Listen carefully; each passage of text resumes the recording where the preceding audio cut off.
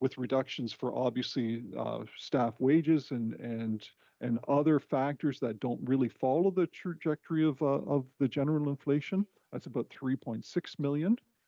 Compensation itself for staff is about 2.3 million. Housing and homelessness, there was some amounts last year funded by reserve, and council did that as part of ensuring that there was a measure of supports provided for housing and homelessness at 1.2 million. We have some other increases for some of the external organizations, paramedics and health unit at 276,000. We once again will be suggesting a slight increase to when I say slight, contingency is far less than 1%. A robust contingency number would be would be 2 or 3%. We're less than 1%, so we'll be making recommendations to increase contingency for those unexpected items that we do not know about. There will be increases to other agencies that we would expect, some insurance. And we are getting, of course, as you are seeing at the pump, we are getting a reprieve on fuel costs these days with the end of the climate tax and the carbon tax. And so for 2026, there's a couple of things happening here on that fuel line. There's projections for increases in consumption as well as the carbon tax rebate for a net credit of, we are anticipating about $375,000. As part of the 2025 budget discussion, council had determined that as they look forward to 2026 and even again in 2027, we should enhance that provision for increases to capital financing. And in 2026, council has directed 2%, and then in 2027, a 3%. And so that is providing new monies, new infusion into the capital program, and to help keep up with the infrastructure repairs and retrofits that are needed. That 2% in 2026 is roughly about $4.5 million. The impact of the sewer surcharge and water rate and wastewater protection altogether combined about $863,000, and then other capital financing pressures about $116,000. Altogether, about $5.5 million of enhancements to capital funding for 2026. So if we just take that now, and I know this chart's a little bit busy here, but if we take it now and bring that back to, and this is, and we're even hesitant here to put a bottom line, a percentage on here, because we know that's a moving target here, but we want to be realistic. And I heard those comments in His Worship's opening comments here. Let's be realistic with where we're going here for 2026, and let's not be trying to have a discussion that's not realistic. Altogether, the operating increases, we're suggesting roughly about $11.4 million, capital financing at 5.5. Altogether, that net requirement increases before we even consider other considerations that council may want to move forward with, about $16.9 million. Now, and bringing that back now, what does that mean from a rate increase? That's roughly about 7.4%. So that's, as we're looking at it right now, preliminary information that we're gathering, that's kind of what's on our radar in terms of some realistic increases for 2026.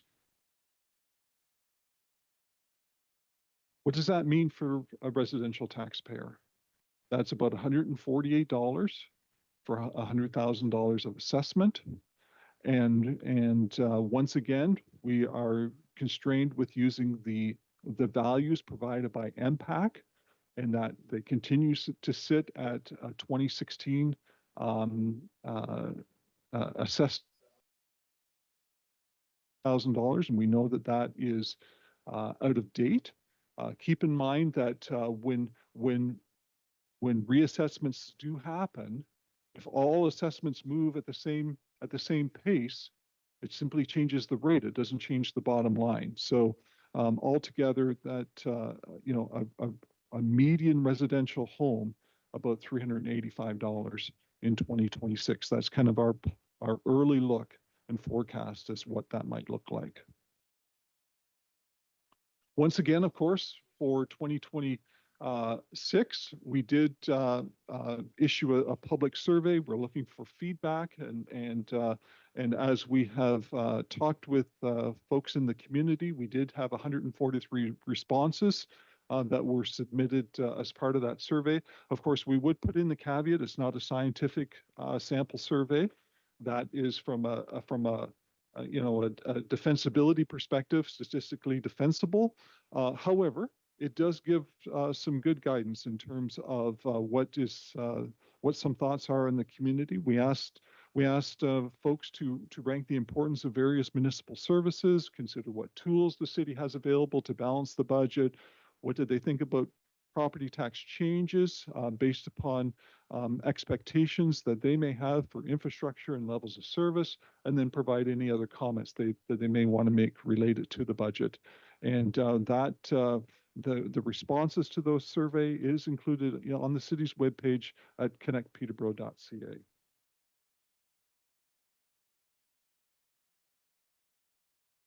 Next steps. We are going to have a drop-in session and for additional consultation with the community. That's happening on the evening of June 19th. And then fast forward to November, when staff will be bringing forward the draft budget presenting to council. We look forward to budget deliberations happening in mid-November. And then as well, some additional public meetings with the mayor's budget being approved, hopefully, in December 8th of 2025. And with that, Mr. Chairman, that's kind of some opening preliminary comments. Happy to respond to any initial questions that members of council may have. Thank you, Commissioner. Do we have any questions for Councillor Hickey?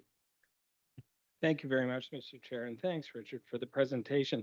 The carbon tax, what other areas has it affected positively? Heating, for example, is that in the budget, or is that in the 375 just strictly for gas? The 375, and I'll look to my budget colleagues here, the 375,000 is pretty much strictly fuel, predominantly diesel fuel.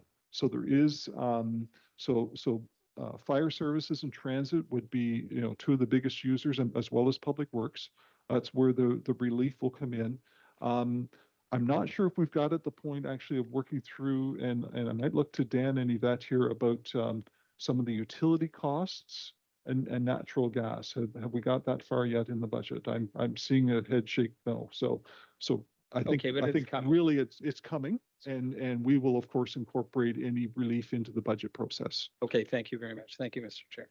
Thank you very much for that, Councillor Hickey. I have Councillor Duguay, Reel, Lachika, Burke, Mayor Leal. Councillor Duguay. Thank you, Chair Beamer. Commissioner Freeman, thank you for your presentation. You spoke to the MPAC assessment, which is, do we have any sense from provincial government or MPAC if they will be proceeding with an update of that program in next budget year? Mr. Chairman, I wish I could say yes, but unfortunately I can't. Every time I've had conversations directly with MPAC, and it's my understanding from speaking with staff at MPAC, they're waiting on a decision by the province, and quite frankly, a political decision, I think, and so they're kind of waiting, and they're ready to go whenever the decision is made. And so I have not received any indication that a reassessment is coming for this year. Mr. Chairman, I have a supplementary question. Thank you. Commissioner Freeman, I'm not sure it's directed to you, or perhaps it's directed to Director Wedley. He provided on June 9th a summary of the 143 budget submissions. So my question, has any of that information been factored into your presentation or forthcoming presentations? Mr. Chairman, I'll start and then I'll defer to staff for additional comments. And so what you're looking at right here, I would say the answer mostly is no. However, as we though digest that information, as we prepare the budget documents, we will use that information to influence the decisions that are being made in terms of the draft information that you will be seeing. Yvette and Brendan, do you want to provide any additional comments there? No, I think that captures it. At this point, we haven't taken into consideration any of the responses from the public yet, but we will as we move through. And also, they're provided to council and to the mayor for your consideration if you're looking to provide any direction to us as well. Thank you. Mr. Chairman, one final question, Commissioner Freeman, excuse me, and good luck with your cottage. On June 19, the drop-in session, can you advise the time of that session, please? Through your chair, it's at 6:30 p.m. and it'll be at the library. Thank you very much. Thank you very much, Councillor DeGay, for that. Councillor Real. To the chair, to Commissioner Freeman. I've had several calls from people, and this has to do with the new stormwater billing that don't have any stormwater infrastructure. And so they're asking, why are we paying for stormwater when we don't have the infrastructure? And one of those is the Nash Drive area. So I did pose the question to Ms. Poplinski, but I haven't got an answer back to give to this person that asked me the question. So what should be my response to that person? Mr. Chairman, Councillor, I would suggest that everyone in the city contributes to the stormwater issues. To your point, not everyone has sanitary sewer infrastructure, but everyone has rain falling on their property, and in some way, shape, or form, they contribute to stormwater runoff issues, and some more than others. And so everyone has a responsibility here, and there is a responsibility by the municipality to manage the flows. So whether it's a swale or a ditch or a culvert, or perhaps your home is connected in some way to the eaves troughs or depending upon hard surfaces on your property, all of that contributes in some way, shape, or form to stormwater. I'm going to invite Mr. Nelson. Blair, I don't know if you have any additional comments that you might want to make. I'm kind of giving my stormwater 101 response there. Thank you. Through the chair, yeah, Commissioner Freeman has explained it fairly well.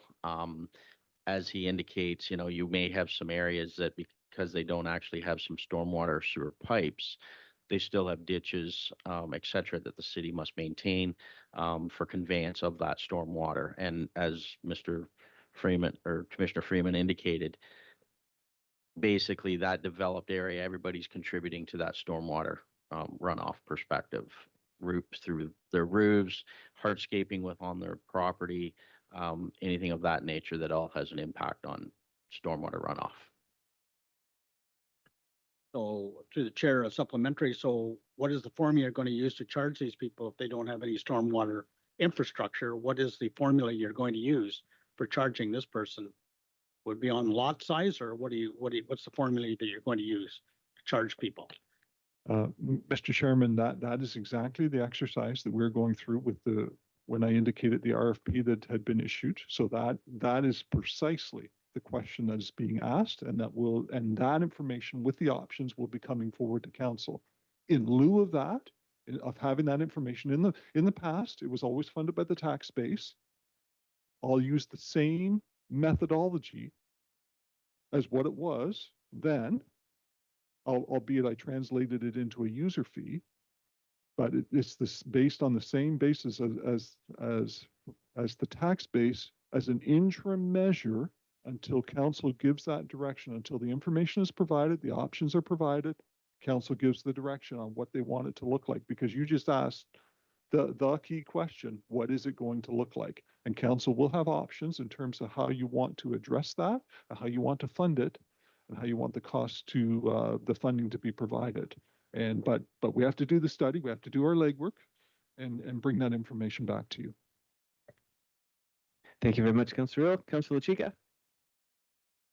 Thank you very much. Through you, Chair Beamer. Thank you, Commissioner Freeman, for your report. I think this meeting is a little earlier than some of us expected, but it's, well organized, and we have a public drop-in consultation happening on June 19th. I'd just like to back it up a little bit. At what point were you and your division aware that there would be a strong mayor's decision for a 10% in police budget increase?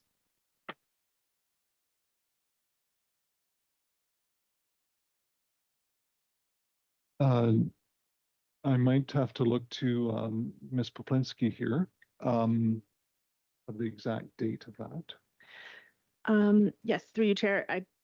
The clerk may correct me, but I believe the written direction was signed on May 30th from the mayor. So we were aware in discussions a couple of days before that. Okay, thank you for that. My question is this. There's going to be a June 19th public drop-in consultation meeting. So the public will have an opportunity to weigh in, but there's already been strong mayor direction that's been given unilaterally. So the public, whatever the public needs to say, in fact, it's a done deal in terms of the 10%.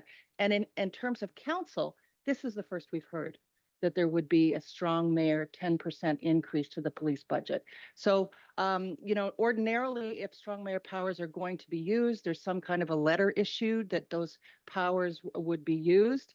There's been nothing come forward since May 30th to council so that we would even be aware of a 10% increase based on a strong mayor's decision. Thank you very much, through you, Chair Beamer. Mr. Chairman, if I could just respond with just some preliminary comments, and of course I'll defer to His Worship for any additional comments he may want to make. What I heard in the comments from His Worship and in the direction he's provided, that he wants a collaborative process.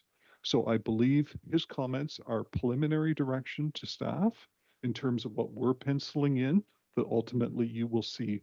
Is 10% a done deal? I didn't understand it that way. What I've heard from His Worship is, staff, when you're compiling the budget documents, here's what I'd like you to pencil in. It's a collaborative process. It's open for discussion and debate. Your Worship, if I haven't framed that quite correctly, I'll defer to you there. Okay. Did you want to make I a don't few mind comments? responding at all, Mr. Yeah, Chair. Mayor. Councillor Baldwin and I, we had a thorough briefing on the requirements of the Police Services Act of Province of Ontario. We know what the requirements are. We know that municipal police forces have to fund those activities that are in the new act. It's as simple as that. And on the Police Services Board, we had a pretty detailed briefing of what it's going to be about. So I'm just being realistic. Bring the number forward. Let's have the conversation. And I'm sure the chief, the deputy chief, and our director of finance, Tia, will provide some more light on the pressures that are being brought to bear because of the requirements in Act. Mr. Chair, I always will defend the men and women who put the uniform on each and every day to keep everybody in this community safe. I'll never, ever apologize for that. Thank you very much, Mayor Leal. Any supplemental, if that's okay, Chair Yeah, Beamer? Councillor Lucica has the floor. I just want to articulate, I feel the same way as the mayor in terms of our police services, how critical it is. However, these are big decisions.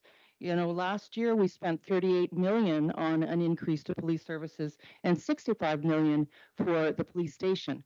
And that adds up to 103 million towards police services in 2025. So to hear that it is a strong mayor decision to implement the 10% at the top of this meeting without notice, I would just like to say it's my understanding with strong mayor powers that there should be a letter indicating that strong mayor powers are going to be used. Even if it is collaborative, this is an element that is being decided prior to it coming to council. And my question is, if something like this is prepared, we all care very much as councillors, and our contributions do matter to our constituents. If we can receive the information ahead of time, like we do for all of our other meetings, and any paperwork, any preparation, any presentation in advance, that would be so helpful. Thank you very much, Mr. Chair. Thank you very much, Councillor Chika. I have Councillor Burke and then Mayor Leal. Councillor Burke, questions? Yeah, Mayor Leal can respond if he likes. You want to go first? No. Okay. Thanks, Chair Beamer. Through you to Commissioner Freeman, thanks for the presentation. I have a couple of questions in a few different directions. The first is picking up on the stormwater charge conversation. And I don't have the bylaw in front of me, but one of the things that I've heard has been that the bylaw states that that charge has to be is given to the owner of the property. But in town ward, there's some instances where people that are renting are paying the utilities and they're receiving that charge directly instead of the property owner.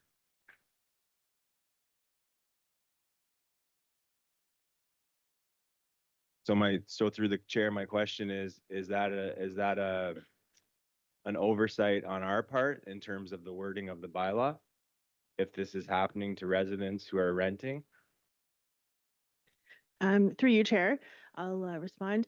I also don't have the bylaw in front of me, so I'm not sure what it says exactly, but when staff were implementing the charge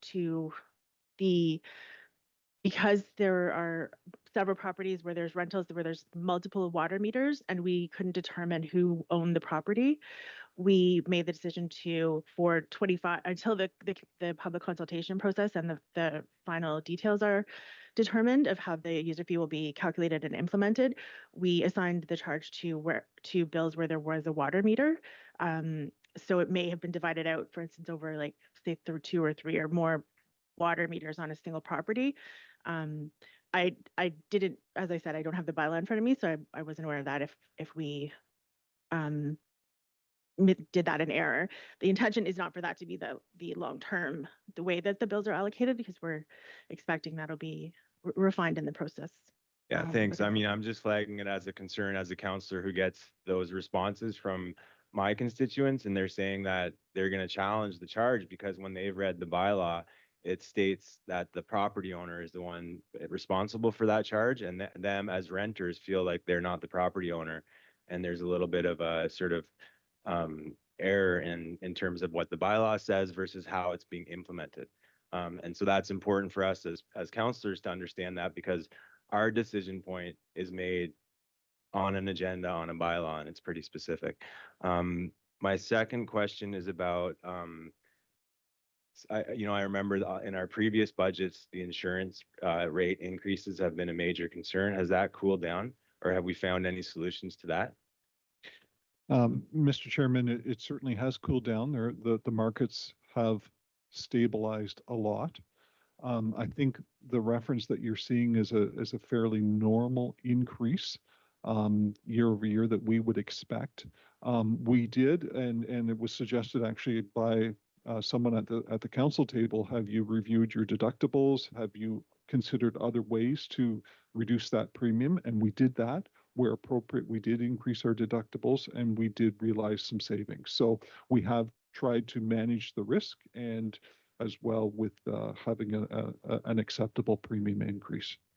Thank you. And Chair Beamer, finally, I'm just looking at the slide about the public consultation survey results. And again, if my memory serves me correctly, this slide has sort of shifted from what we've seen in previous years. Previously, it's been pretty well documented what the priorities are based on that community feedback. And in this case, we're not given any of that information in the actual slide. And then there's some sort of comments to me that feels like it sort of tries to downplay a little bit the community feedback. The one I'm reading is it's not a scientific sample survey that is statistically defensible. Can you speak to that? And then can you also please just let us know what those priorities were, like the top 3? Yeah, so I might invite Director Wedley to weigh in here. Thank you, through the chair. The complete summary is posted on Connect Peterborough at connectptbo.ca. I can send that to you. It was circulated, I believe, yesterday, but we can also send that directly to you.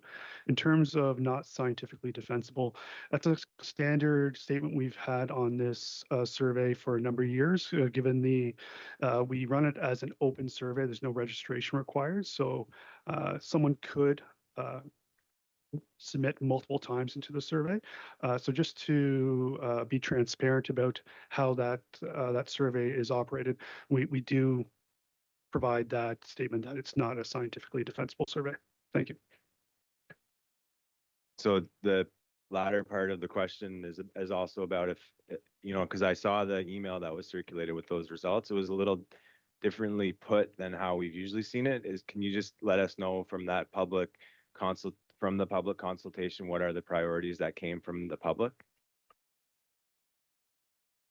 Thank you, through the chair. Just reading off the post that's on Connect Peterborough. In terms of the most important services, number one this year was sewers, water, stormwater management, which was also number one last year. Second was managing tax dollars, which was third last year. And third was enabling affordable housing, which was second last year. All right. Thank you, Director Wedley. Thank you, Councillor Burke. Mayor Leal. Thanks very much, Mr. Chair. Just one last comment on the police. There's not a day go by that my office doesn't get contacted by members of council and the public who are demanding a greater police presence in Peterborough for public safety. And the reality is you don't fund that kind of activity with pixie dust. So the reality is hard dollars need to be used, and we need to meet the requirements of the new Police Act, the province of Ontario. Just as simple as that. I have a couple of questions through you to Mr. Freeman. Mr. Freeman, now in 2026, we'll have full control of the water budget. I take it there will be a budget line talking about the zoo, the cost of the zoo, and how much we need to put into that service going forward, which everybody, not only here in Peterborough, appreciates, but well beyond our borders. Mr. Chairman, I believe I could answer that, but I'm going to defer to our Commissioner of Municipal Operations, Commissioner Simonauskas, and he can provide some insights to that. Commissioner, please. Thank you. Appreciate it. Certainly through you, through the chair, Mr. Mayor. So with regards to the zoo, the funding for the zoo is also part of the water rate, as council knows. So what we're looking at is recognizing the identification and cap of that limit. I think it's a 9.5% max on the revenues. So that funding is being provided to the zoo, and then the zoo separately through Sheldon, through Councillor Laidman's program, or Commissioner Laidman's program, is going to be to identify all the future capital needs. So I think as part of our water reserve calculation, we would like to include all those future reserve requirements as part of that calculation to recognize the rate impact and ensure that all of those requirements are met from that same source. Mr. Simonoski, then there will be a list or a schedule, like the replacement of the train, pagodas, sun shelters, the whole typical capital list of keeping things maintained where we want them to be. Correct. My last other question, Mr. Chair, it's through to Mr. Freeman. Mr. Freeman, starting going forward, would it be possible in planning applications to have a short line if the planning application would lead to an assessment uplift? If we could do a conservative estimate of what that uplift would be from assessment dollars for City of Peterborough. So if planning applications get turned down, then the general public will know the loss of that assessment uplift. Could we do that? Just a couple simple sentences. Mr. Chairman, I'm happy to take that one away and work with Commissioner Nelson and see what we can put together, and as well Director Appleby in planning. Appreciate it. Thanks, Mr. Chair. Thank you, Mr. Friedman. Thank you very much for that, Mayor Leal. Councillor Leal. Chair, I guess my question is to the mayor.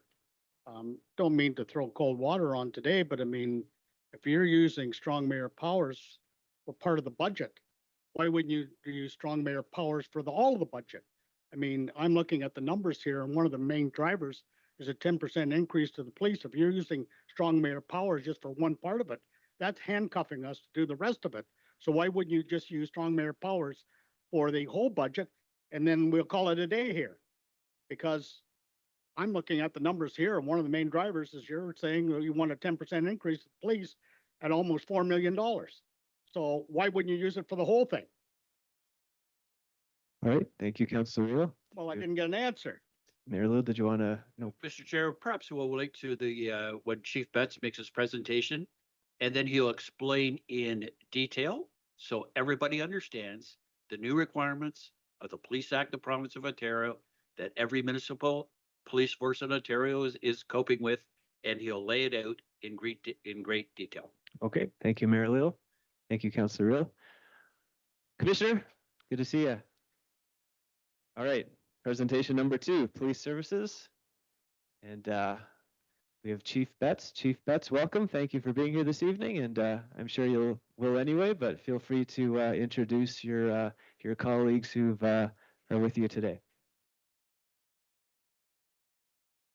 Thank you, Chair, and I am pleased to introduce that I have with me Deputy Chief Hartnett. I have the director or the manager of our finance services, Tia Nguyen, and our corporate or strategic communications manager, Sandra Duick.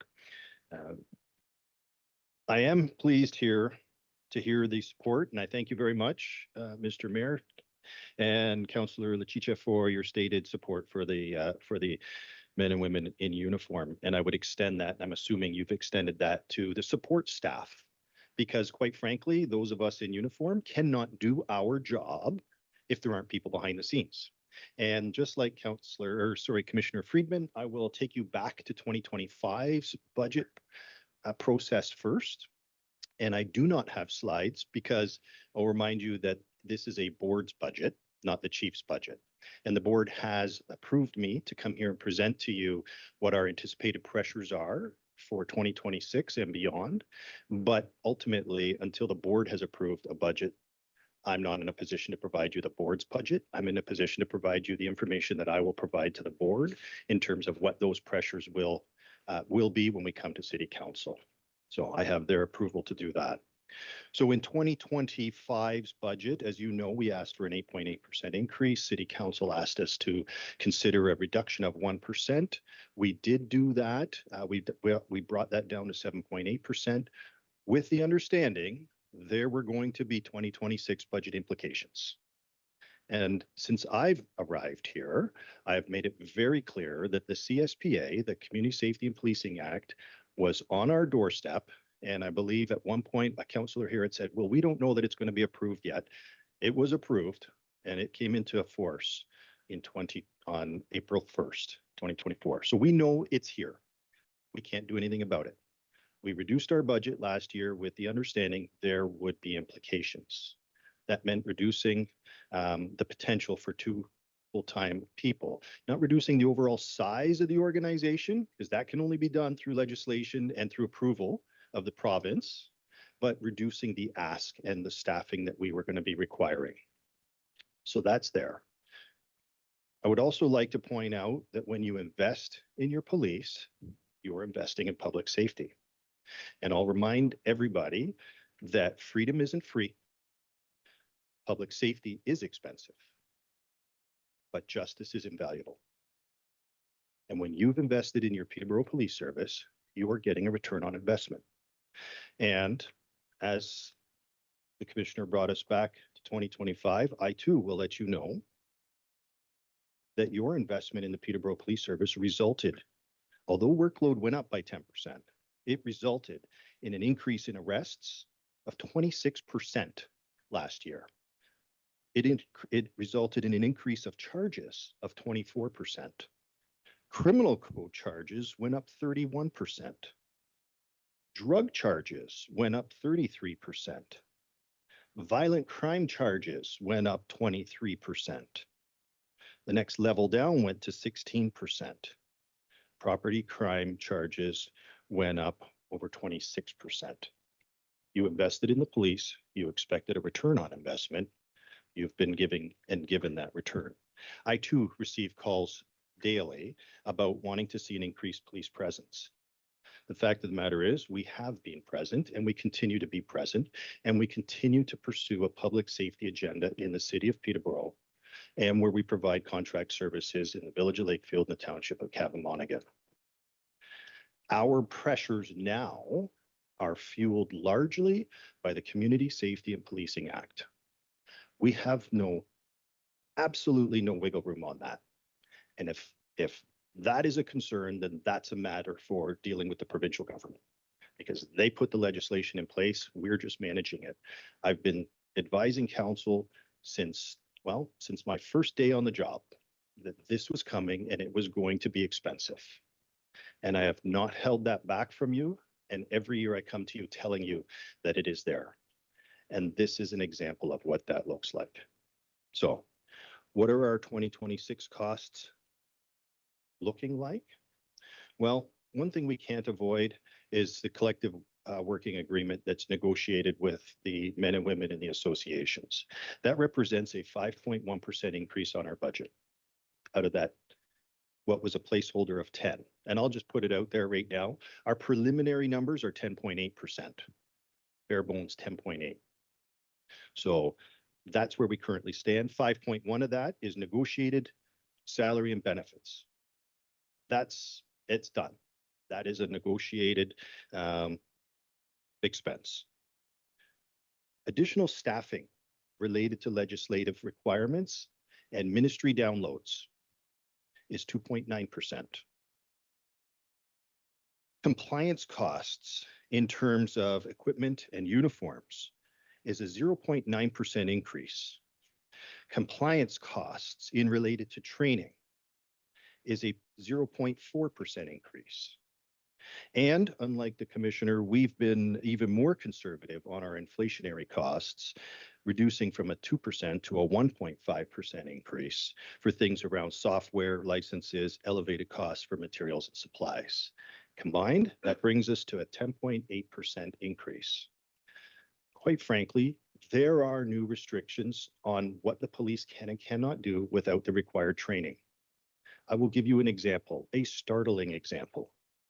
Every police officer in this province has to have new mental health training. We don't have an option, and it's got to be done by April of next year. That mental health training can be provided by two universities, Laurier and the Metropolitan Toronto University. That's written into the legislation. We don't have, that's non-negotiable. They are the two entities that can provide that. Nobody has seen this before, but it is in the legislation. They are the two entities who can provide the required mental health training for police. There is a virtual reality component that goes with that. There is one vendor in all of Ontario that has been approved to provide that virtual reality training. If we choose not to use the virtual reality training, we will have to hire actors to provide the training at a significant expense.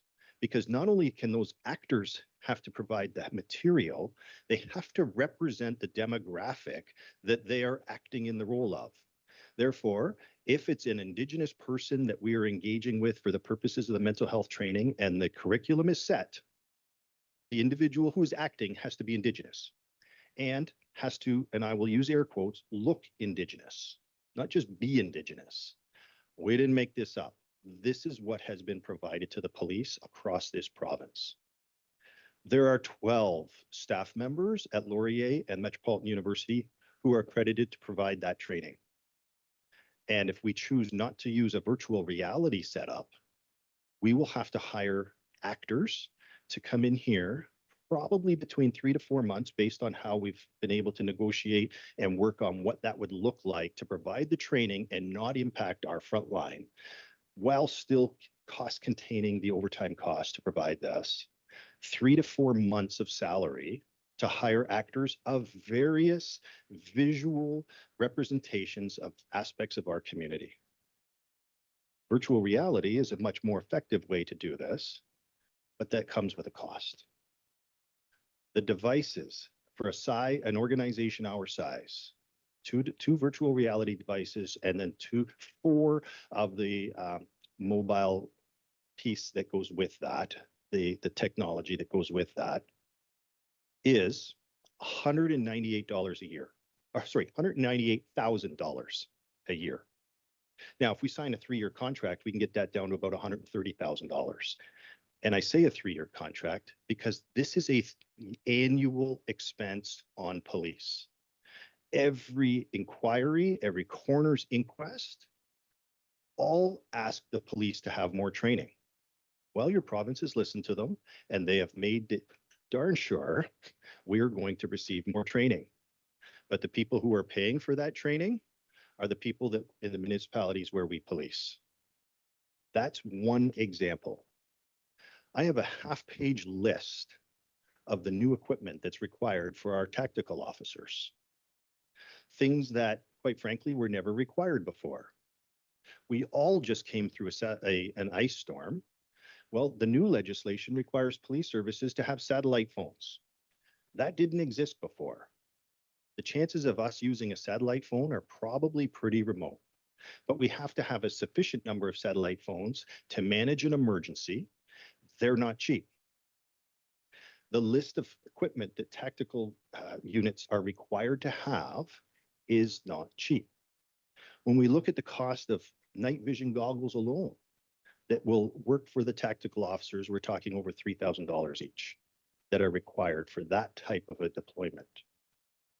I don't make these things up. Unfortunately, it's what I have to work with and it's what I have to pass along to you. There's 2 examples. I have a spreadsheet of 1, 2, 3, 4, 5.5 pages of new CSPA training that police have to obtain. That's on top of the 6 pages of training we're already required to take. Every day we spend training is an investment, absolutely. But it also means that there are officers who are off the road having to come in and do that training. In order for us to maintain our public safety and our presence in the community, that means we have to bring those officers in often on overtime to complete that training. Far from ideal. We definitely try and work towards minimizing the costs related to training by doing that while officers are working, but there is a cost to that too. And the cost is that visible presence that the community is demanding to see of their police. We recognize that. We minimize that as much as we possibly can. We are mandated to provide court security. The legislation requires that. And you will remember for me coming back in 2023 telling you that 2 of the things that are no longer adequate and effective under the new Police Act are court security and enforcing municipal bylaw. I've mentioned that. And yet the legislation still requires the police of jurisdiction to provide court security. That now has a new 5-week course that all of our special constables are required to take. That works out to just under 3 full-time people to get them fully trained, the equivalent salary of 3 full-time employees to get them trained in the first year. I don't make that up, but it is what I have to deal with. And unfortunately, it's what I have to come to the municipality with. Our folks would prefer not to take that 5 weeks training, as you might imagine, because it's very, very dry training. And quite frankly, it is irrelevant to the job that they do. Every chief of police, all 43 municipal police services and the OPP have said that is irrelevant for some of the positions. My special constables who provide court security and prisoner transportation have to learn the bylaws and the laws around food safety, Compulsory Automobile Insurance Act, all the provincial statutes that they do not deal with, because that's what's in the legislation and that's what's in the approved training précis that the province has created for special constables. Has nothing to do with their job.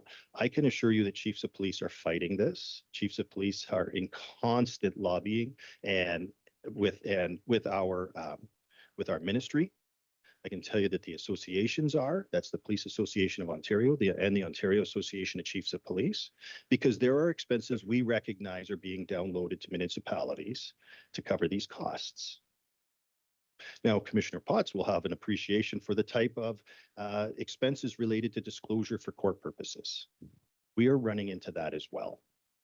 The Ministry of Attorney General has downloaded a number of requirements to the police for for things around disclosure of information, to put information before the court, to bring somebody in on charges, to facilitate a prosecution. Even if those charges are withdrawn, we still have to put that package forward because that defendant is entitled to be able to know what the information is that's being brought before them for the purposes of defending himself in court. We have to do that in every case. Supreme Court law now in a ruling, Jordan, so R versus Jordan, has come out and put timelines on when those disclosures are required because people are entitled to a speedy trial and there are specific timelines related to that. The Chief Justice of Ontario has put tighter timelines in ensuring that information is provided in a more timely fashion to the Crown so the Crown can disclose it to defense. We don't have control on that, but we have to work with it. Every single thing and every individual we deal with has video. One of the positions we require is video technician who does the work around extracting data from phones, from security cameras, from computers and tablets, because that's a requirement now in every criminal case. And it doesn't matter whether we want it or don't want it. The fact is the courts require it and we have to provide it. We look for efficiencies. We look for outsourcing where we can. Most police services that have a waterways within their jurisdiction have a marine unit. Imagine if I came to you asking you for a marine unit, the expense that would create. So we use the fire department for that. The fire department's going to be required to enter into a Section 19 agreement with the police services to provide that service because the legislation requires that. Every time we engage another police agency or other entity, we're required to have an agreement with that agency, which could result in cost recovery for the cost of doing that work on behalf of the local police of jurisdiction. Now, I will bring you back to last year when the OPP came in with their costing for all the smaller municipalities, and I don't think there was one less than 20%, and some as high as 100%, more than double what they were paying. And the province came into the rescue with a $77 million relief, one-time relief. Those costs are going to come back for those municipalities as well. So 10.8% is our bare minimum. I don't like to come to you with 10.8%. It's foreseeable why we're there. I provided you that. We will provide you with further details on that as we get further along in the budget process. But as the community expects their police presence, we expect to be able to provide that. And our men and women are providing that. But I will bring you back to those arrests. A 25% increase in arrests means somebody behind the scenes has to do the work. Our officers aren't sitting there doing the paperwork. That would be inefficient. That would be an expensive use of police personnel. So we have civilian staff who are preparing those documents, civilian staff who are putting together those court packages, civilian staff who are taking and decrypting information on our computer devices. Everywhere where we can civilianize and professionalize the back end of policing so that cops are on the street doing what cops are supposed to do, we do. And that's this year, my board will see a significant ask around civilianizing our staff. We have one finance manager, one finance person who does our books in this organization. If Tia wins the lottery, I have 0 finance people who can do our books. I need somebody in that area. I have one FOI person who does my freedom of information requests. The privacy commissioner sets up the timelines in which she has to respond. The workload increase on her, just based on FOI requests, but now based on redaction requirements by the Ministry of Attorney General, have been downloaded to police, where civil matters that had gone to criminal court used to be redacted by the Crown's office for the purposes of disclosure for that civil matter, have now been shifted to the police. And that is a significant burden on our own resources. Does it require an extra staff? No. We believe we can get by with half a staff member, half an FTE, a part-time person, if you will, in that unit. So these are some of the things that we're doing to try and minimize the impact, recognizing it's going to have a significant impact on the community. Now, one last thing, and then I'll wrap it up, Chair, is I will also remind the council that the province provides community safety and priority grant funds to most police services. There's a provincial CSP grant and a local stream. Those grants typically are intended in the world of policing to provide the extras over and above what the police services would be able to provide. I will tell you that small and mid-sized police services, and Peterborough is a mid-size, we are number 20, so we're pretty much right in the middle.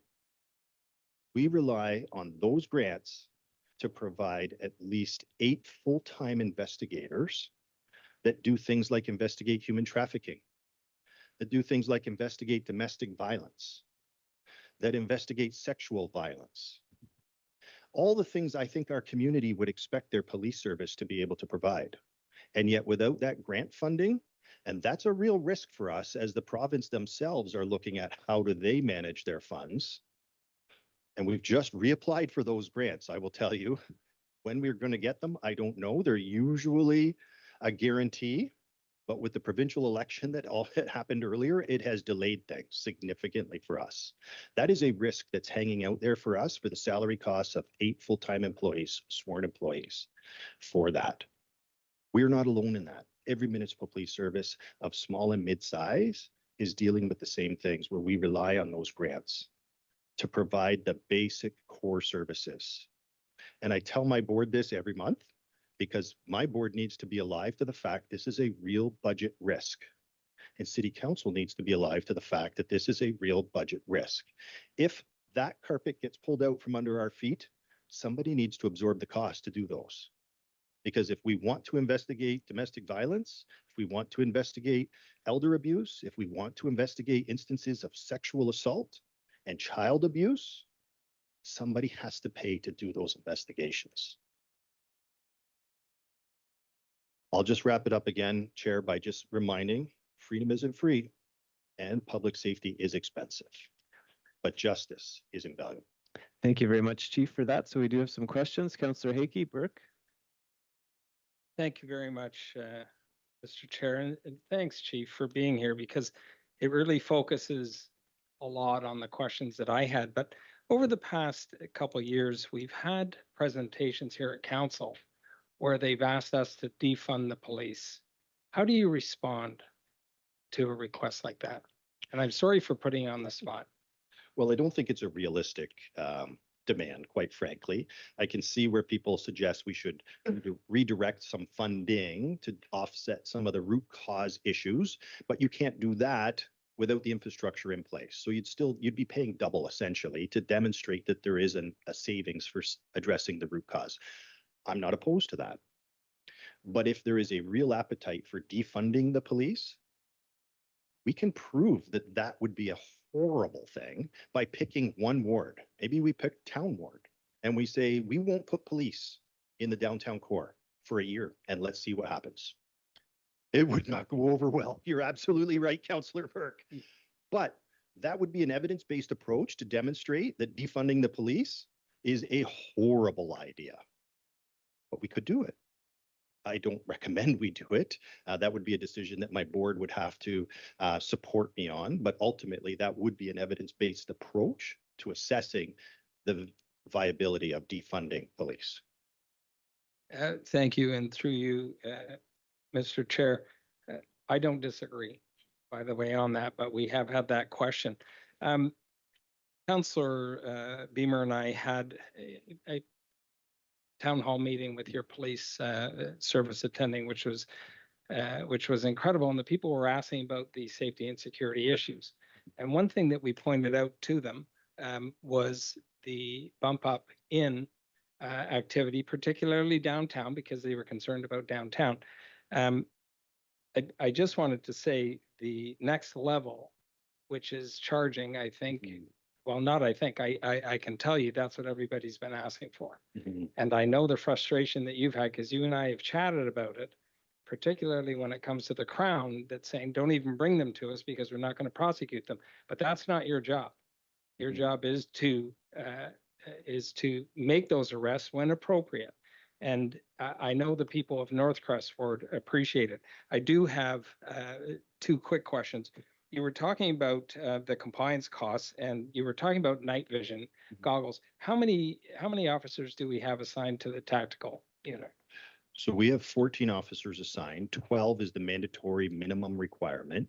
It would be irresponsible to field just 12 because people get sick and people have holidays.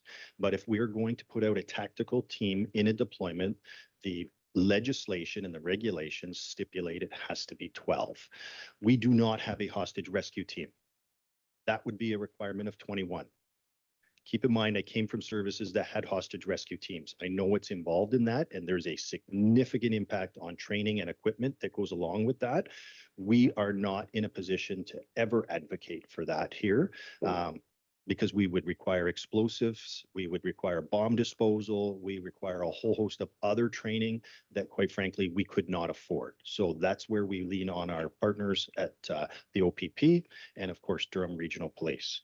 So I wanted to get a picture, Mr. Chair, of how many, for example, this is a great example of the cost of policing where you've got to supply 14 pairs of these night vision goggles. Is that correct?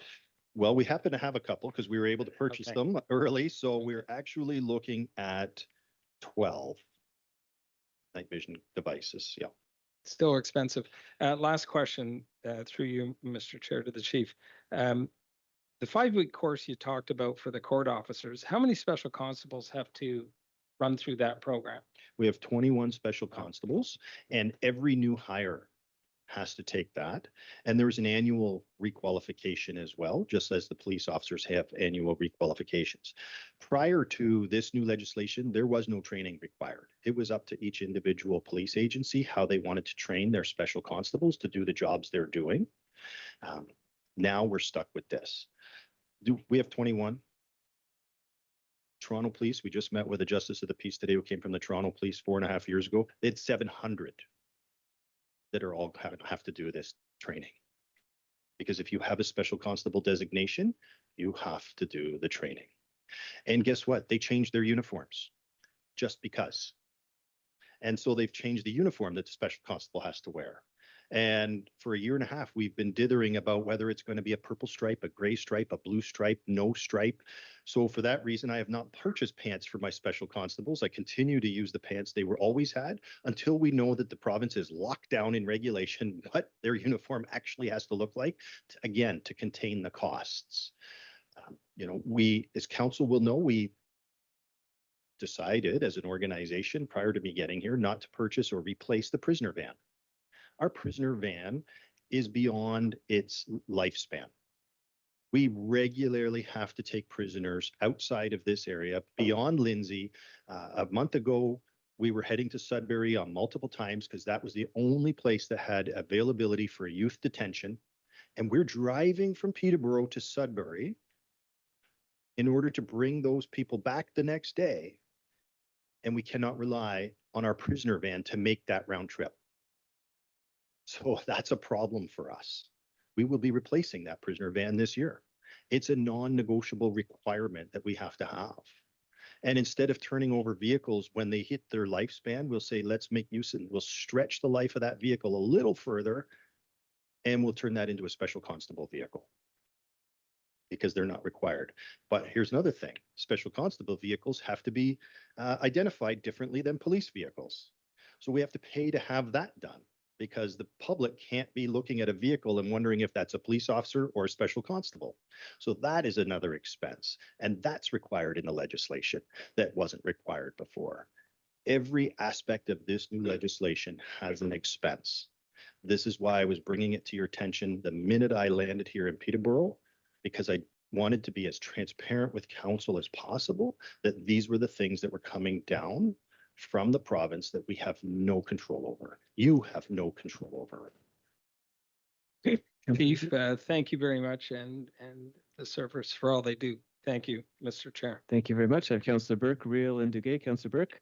Chair Beamer, thank you. And Chief Betts, really nice to see you. Thanks for the presentation.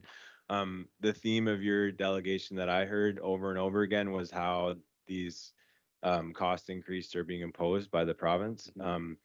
Has there been advocacy work by you or the board to speak to that? Thank you, Chair, through you. Regular advocacy work from me, from the Police Association, from the Ontario Association of Chiefs of Police, from the board, through the Ontario Association of Police Services boards. Everybody is advocating for the same thing. I can tell you there are 32 small and mid-sized police services. Every one of those chiefs are advocating for the same thing. I am a strong advocate and probably a pain in the side for our Minister of Solicitor General around equitable grant funding, where we are offsetting costs of policing in OPP municipalities and jurisdictions where they work alongside municipal policing. They get a lift of $77 million across the province, and yet municipalities have not had a lift. And so I've been asking and advocating for equitable grant funding. I can tell you my operating budget is less than the Toronto Police travel budget alone. And so why, or York Regional Police, why do they get millions of dollars in grant funding? Toronto's got a budget of over $1 billion. York's got a budget of close to $500 million. We rely on grant funding. Our community relies on grant funding for public safety. Those organizations, known as the Big 12, they get that because it's gravy. It does the things grants are supposed to do those extras. The reality is small and mid-sized police services, our communities, they rely on those grants just to provide core police services. Long way of saying, yes, a lot of advocacy. Thanks. And Chair Beamer, through you, I'd be remiss if I didn't raise this while we have you here. One of the constant themes that we get bombarded with as the representatives of downtown, which is where a lot of the independent businesses are, is this feeling of a lack of police presence downtown when they need it. We're hearing quite regularly business owners and clinic owners, just sort of venting to us about their frustrations with the process of needing police support, calling maybe the non-emergency line, and just being frustrated with their perception of the level of service from their end. Is there anything, are you hearing the same thing, and is there anything being done? I know you painted the picture that statistically charges were up, and that's fine. But we're hearing these sort of thoughts quite regularly from people. Thank you for that, Chair. Through you, I hear those same complaints and same concerns. And the fact is, most of those charge increases are happening in your ward. They're happening downtown. And our Community First spends more than half of their time in the downtown, on top of the officers who are already assigned to the downtown. And when we have foot patrol and bicycle officers, they too are working downtown. Now, the majority of our businesses I get are along that George Street, Water Street corridor, but there's obviously along the side pieces there, the side streets as well. Downtown comprises a fairly large area in terms of commercial retail business.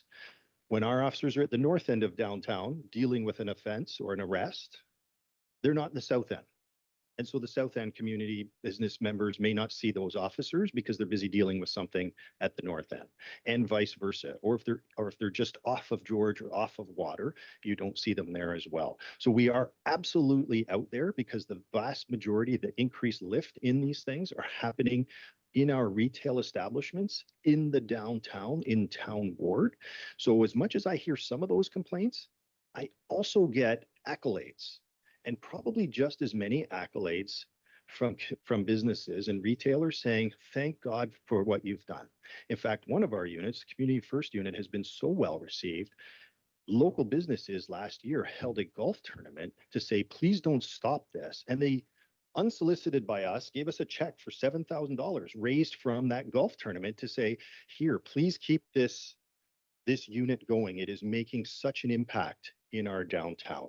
And I'll just take the opportunity to build on that with what Councillor Hickey said around the charging on the Safer Public Spaces. I'll call it Safer Public Spaces 2.0. Right? That is the next iteration of this. Because quite frankly, although I would have preferred an education approach to have worked, it's not solving all the issues we need to. And so we will enhance our presence again. Now, every arrest is going to require two people. It's just standard police training, standard police practice. It is what the police are required to do because you never go one-on-one with somebody when you're arresting them. You need two people. Those two people during the course of that arrest have to arrest that person, give them the rights to counsel, search them, push them into the car if that's they're going to be transported, take them back to the station, deal with the paperwork in terms of booking them, put their notes in together, scan that into the report, put on a basic report so that the civilian staff can put together a charge package. While they're doing that over the course of 2 hours, you're not seeing a police officer in the downtown because they're arresting the people that we want to arrest, which is the people committing the crimes in the downtown.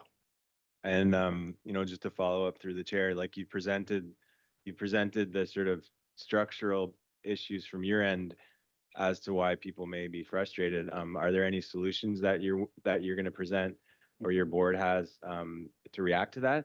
I know you mentioned the one. A lot of people have come to us with the idea of having some sort of presence in terms of like an office or like an auxiliary station downtown. I think there was one at one time in the bus terminal. Is that something that you think would help? Chair, through you. So if we throw enough money at anything, we can address it. Absolutely. There is an office in the bus terminal still, but it is for Crime Stoppers. And our officers have the ability to stop in there throughout the course of the day. It was never a storefront office. This is why I was adamant and our board supported maintaining the Water Street building location as our operational base for police services in the downtown. As I just detailed to you, there are 4 community first officers. There are 2 people assigned to the downtown core, and there are additional foot and patrol officers. Every officer who goes to court at Simcoe Street drives through the downtown. Our officers are in the downtown more than anywhere else in this city. In fact, one of the things I've done is I've tasked somebody off the side of their desk, because it's not what they're getting paid to do, to show me not only where our police are, but where are they not? And where in our community, in our city, are our police not showing up? And I can tell you on that map, never is the downtown without a police presence for more than 15 minutes. But some of our other areas outside of the downtown are. Thank you very much, Councillor Burke. Councillor Real? To the chair, to the chief, thank you very much for being here. Couple of things. Councillor Burke and I portfolio is housing and homeless, and there's days that we go into the lion's den, and I mean by that where we go and attend meetings with business and residents and their complaints to us after they yell and scream at us is that we don't see a police presence when there's open drug use, fighting, a mental health issue or whatever, which for me is a police matter as opposed to, and I said, well, why don't you phone the police? And they said, because they never come. So they have given up on the police of the break and enters, the episodes that are going on of phoning the police. Do you have any comments on that? Thank you, Chair, through you. So I will call that out as anecdotal evidence. I would not call that as data because the data actually refutes that. In our gut, I get how people might feel that way in the moment that they don't see the police. Community First, 89% of what they have done has been a result of citizens saying, hey, this has happened. Safer Public Spaces, 83% of our work has been as a result of the community saying, hey, there's somebody doing drugs here. Out of that 83%, 65% have been in the downtown core saying, hey, there's something happening here. Now, I will commit that our officers are engaged and they do respond, but they are not going to stop and deal with somebody on the side of the road who might be smoking up something if they're on their way to a domestic assault, if they're on their way to a violent offense somewhere else. That is going to take a higher priority. But I personally am visiting every one of my frontline officers. It started Sunday night. I continued last night, and it will continue for the remainder of this week until I have spoken to every frontline officer to tell them my expectations around the enhanced enforcement for the safer public spaces. As I just outlined to Councillor Burke, when we deal with an individual for drugs, that's 2 officers. And while those 2 officers are dealing with that person, they can't be somewhere else at the same time. And so I can absolutely appreciate why the public perception is they're not there. Now, I can tell you our calls haven't really decreased in terms of police reported crime, but I can also tell you if we don't know, we can't go. And if you are getting that feedback from members of the community, then I would expect as a counselor, you will be instructing them that they absolutely must report it to the police, even if they don't get the satisfactory response they want, because underreporting crime serves nobody's purpose. It doesn't serve the city's safety, and it does not serve the police service, because there's nothing I would like more to be able to come back to this city council and say, guess what? Demand is here. We're funded here. Please give me more money so I can meet the demand. So as a city councilor, if you are getting that, as I've done to you in the past and said to you in the past, please encourage those folks to report that to the police. It may not be the answer that they want as quickly as they want, but we will get there. When I got to this community, it was routine to see 40 and 50 calls waiting at the start of a shift for police officers to respond to. Now we're into single digits. Why? Because we are responding more effectively. We're dealing with things more efficient. Calls and call volume has gone up. So a 10% increase last year in the number of incidents and the number of calls, but our actual waiting time to get to those calls has come down. That's hard data. That's not anecdotes. That's hard data. Now, I will actually take you one further and ask you, and I do this with every new officer, by the way, what is the busiest time of day and the busiest day of the week for police here in Peterborough? Everybody's going to tell you, well, it's got to be nighttime, probably sorry? We're hearing from businesses that it's the morning. You're exactly right. But it actually starts around 8 o'clock in the morning, and it plateaus pretty much throughout the course of the day. And it starts to really just take a slight bump when people are coming home from work, so the dinner hour. And then it starts to tail off significantly. And at midnight to about 3 in the morning, 3 in the morning is where it bottoms out, maybe 4, depending on the day of the week. Saturday and Sunday are not the busiest days of the week. Thursdays are the busiest days of the week, followed by Wednesdays and Tuesdays. And yet, anecdotally, people would tell you, cops would tell you, oh no, it's busier on the weekends. It's busier when the bars get out. Hard data tells us that's not the case. Chair to the chief, I've probably been on this bandwagon ever since I've been on council, and that has to do with former Chief Murray Rod, and then Chief Gilbert, and then Acting Chief Farquharson, and now you, about having a police presence downtown, boots on the ground.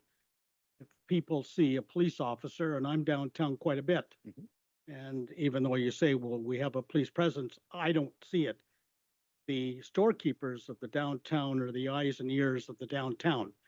They're actually the ones that can tell the police who is breaking the law, who is dealing drugs, who's stealing, who's prostituting, or whatever. They are the people that are the heartbeat of the downtown. So again, when you tell me that there's a police presence downtown, I'm downtown quite a bit, and I don't see the police presence that I would like to see. And we have made a commitment to try and clean up the downtown. How are we supposed to accomplish that? Chair, through you, Councillor Riel, with all due respect, I've downtown a fair amount. I've never seen you either. So that's going to happen, because when you're in one area and I'm in another area, our paths are not going to cross. We do routinely meet with and talk with our business owners and our BIA and our Chamber of Commerce. We are downtown, as I just explained the process to Councillor Burke. That is the process. I walked downtown the last 2 Sundays at the dinner hour. Did not see a single homeless person camped out on George Street. I took Murray to along George to Dalhousie, up to Elmer all the way back to Murray and around. Did I see a few folks walking around that I thought, oof, that person's struggling? Absolutely. Did I see a business storefront with somebody camped out in front of it? Not. I did not. And these are things that I regularly do. in addition to what my officers do. And I'm not saying you're not downtown. I never seen you there, just as you've not seen me. It's going to happen depending where you are, when you are, and what it is that you're doing. So I can appreciate that the public may not always feel they see their police, but I can assure you we are there.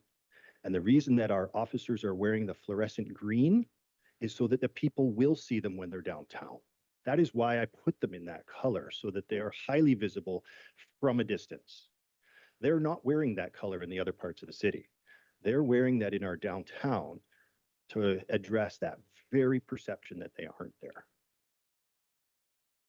Through the chair, my last comment or question to you is, when you came to the podium, you thanked two people individually for them saying and extolling the virtues of the police. When I see this council spending $103 million to support the police, all of us have the deepest respect for the police and what we're doing. And that's the commitment that every council member has made here, not a few. Perhaps we don't say it enough, but thank you very much for your service. But I take offense when you come up and just point out two councillors when every council has made a decision to fund the police. Chair, through you, I'll respond if you like. And I would say I will extend a thank you to you and to the entire council. My actual thanks were for the stated support to the mayor and the stated support of Councillor Lechicha. They both stated that. And so I was responding directly to what they had to say, not their continued support. My appreciation to City Council extends to the entire council at all times, because you do fund our $38 million net budget, operating budget, and the remainder of that being the capital budget, which isn't all in year one, but it is spread over multiple years. But it is an appreciation for what City Council brings. My thanks today were specifically to the two people who specifically offered that thanks to me as I sat here in council today. So if that offended you, my apologies. It wasn't intended to be an offense. It was intended to be a polite response to those who made a very thankful comment. Thank you, Councillor Reel. I have Councillor Degay, Lechick, and Mayor Leal. Councillor Degay? Thank you, Chair Beamer. Chief Betts, thank you for your attendance. Chair Beamer, if I might, with a little bit of latitude, I'd like to share with my colleagues an incident that involved police services involving my residential property. I'll be very quick. Not that anything was done. It wasn't.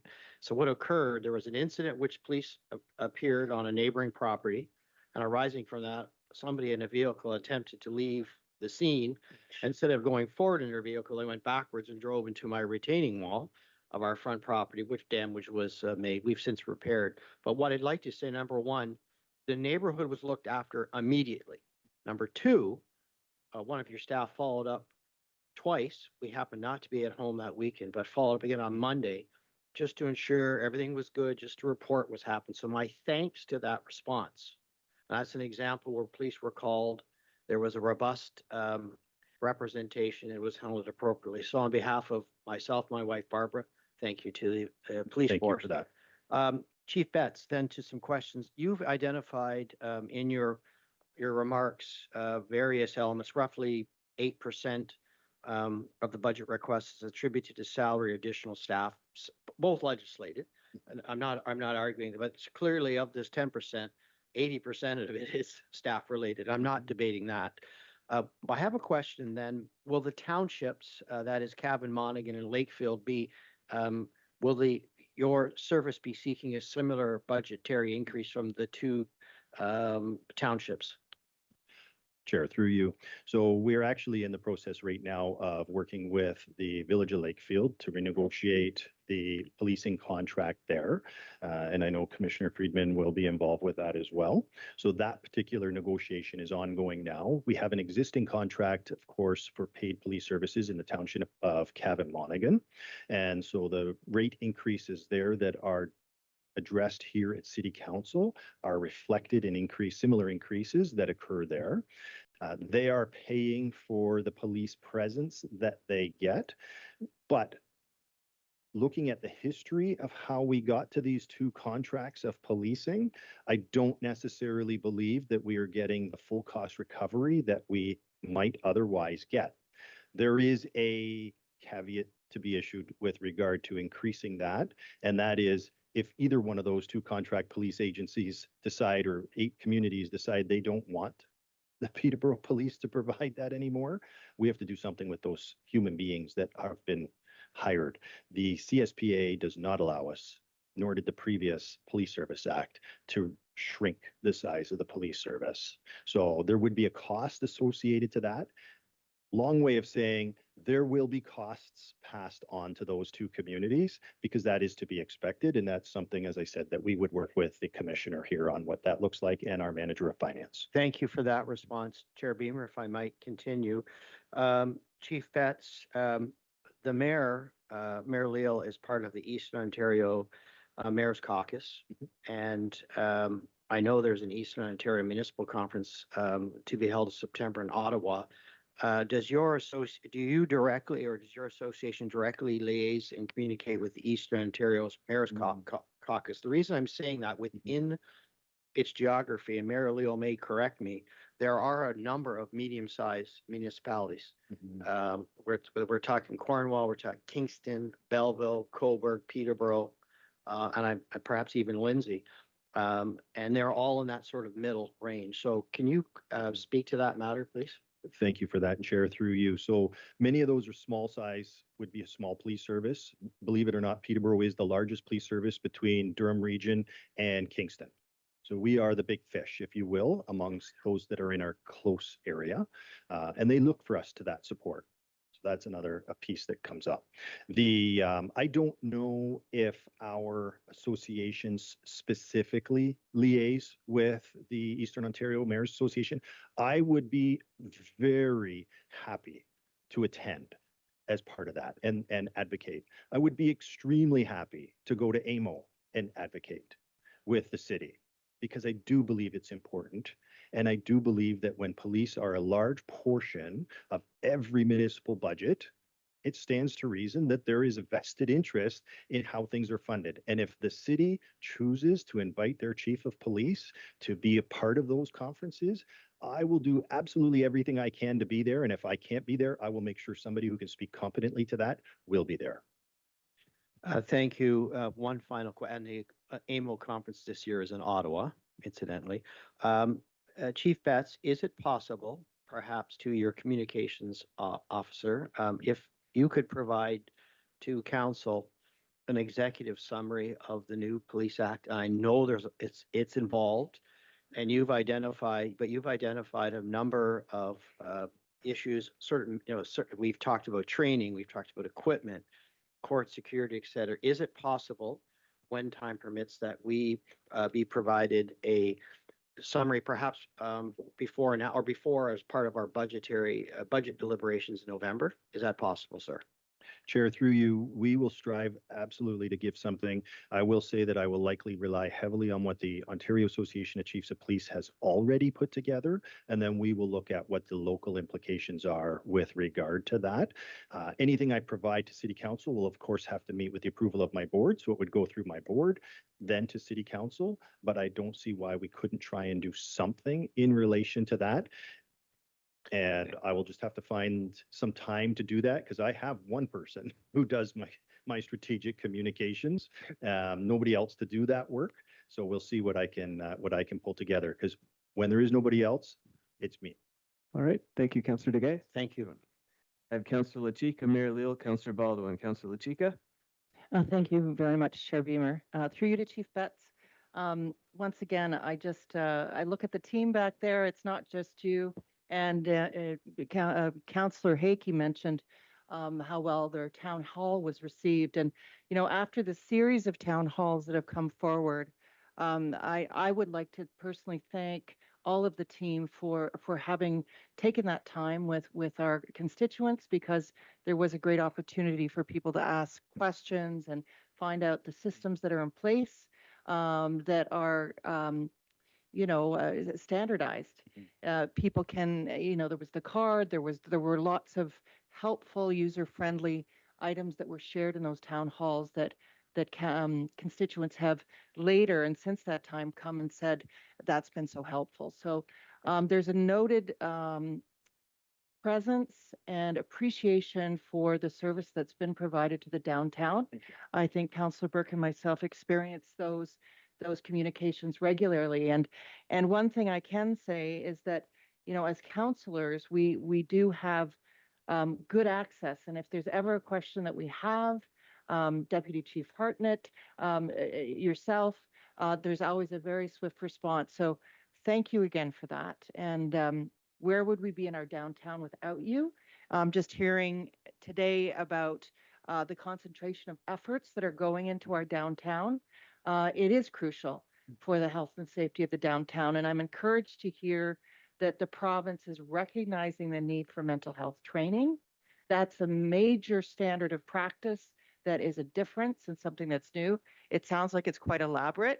As a teacher for years and years, and through COVID, we changed our standard of practice in COVID to do everything online. People take their PhDs online, and you would think that's what it would be, but it's virtual reality. So it must be quite a good and elaborate system.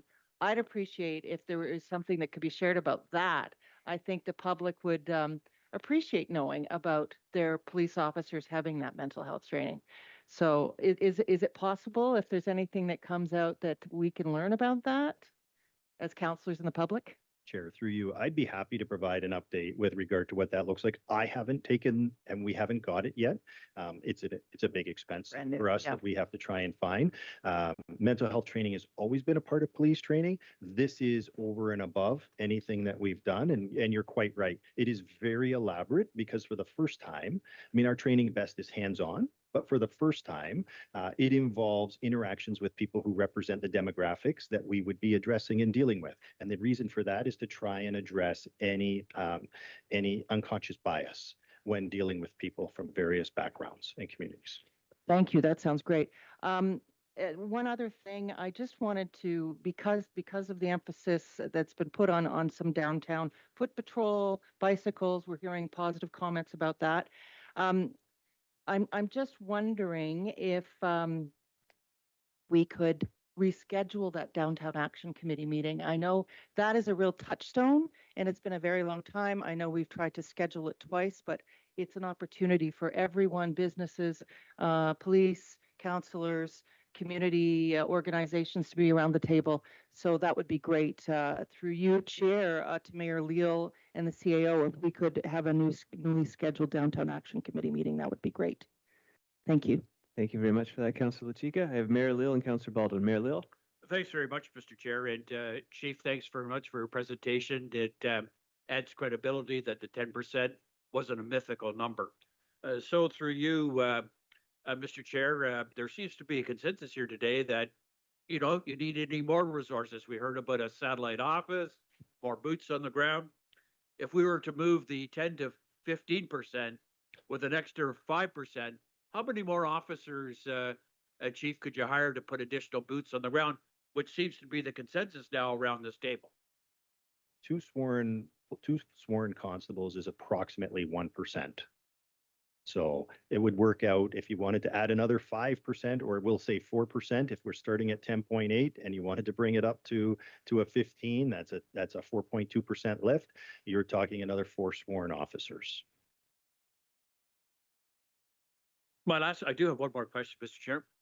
Chief, one of the challenges that we have is that we're facing today, and you've faced since you've come here, has been you were never allowed to keep full surpluses to create a reserve that other municipalities across the province of Ontario have to put forward when changes come, like the new Police Act. Could I just get you, Chief, through you, Mr. Chair, to comment on that? Thank you, and Chair, through you. So quite right. Was surprising to me when I got here that was the case. That was one of my learning curves in this community. And I mean, every community is unique, but what it does ultimately is it creates a situation where when we have unexpected expenses, I have to come to City Council begging for more money rather than be able to absorb them from that reserve. we had $8,000, roughly $8,000 surplus last year that we were able to put into that reserve. Some of that money will help to offset some of the costs associated to the CSPA training. So that's been helpful. But the fact is, when we spent over $800,000 in 2023 for the 2024 budget year, we significantly depleted the rainy day fund. As I've mentioned here in the city council before, one homicide investigation with a wire intercept, so think about wiretaps for the lay terms, right? That can be up to $500,000. Is it expensive? You bet. But if you're the surviving family members of somebody who's been murdered, it's an expense you want the city to undertake. We don't have those kind of reserves sitting there anymore. That's an unfortunate situation, one I hope we don't see repeated. And I am very supportive of and thankful to council to have changed, and to the commissioner and the CAO for changing that approach for the 2025 budget year and hopefully going forward. Thanks, Mr. Chair. Thanks very much, Chief. Thank you very much, Mayor Leo. I have Councillor Baldwin and Burke. Councillor Baldwin? Hey, good morning, Chief. Pleasure to see you here in council chambers. I was going to reference the 2023 budget where the board decided to use, I think it was about $800,000 of reserves to drive down the ask to 4%.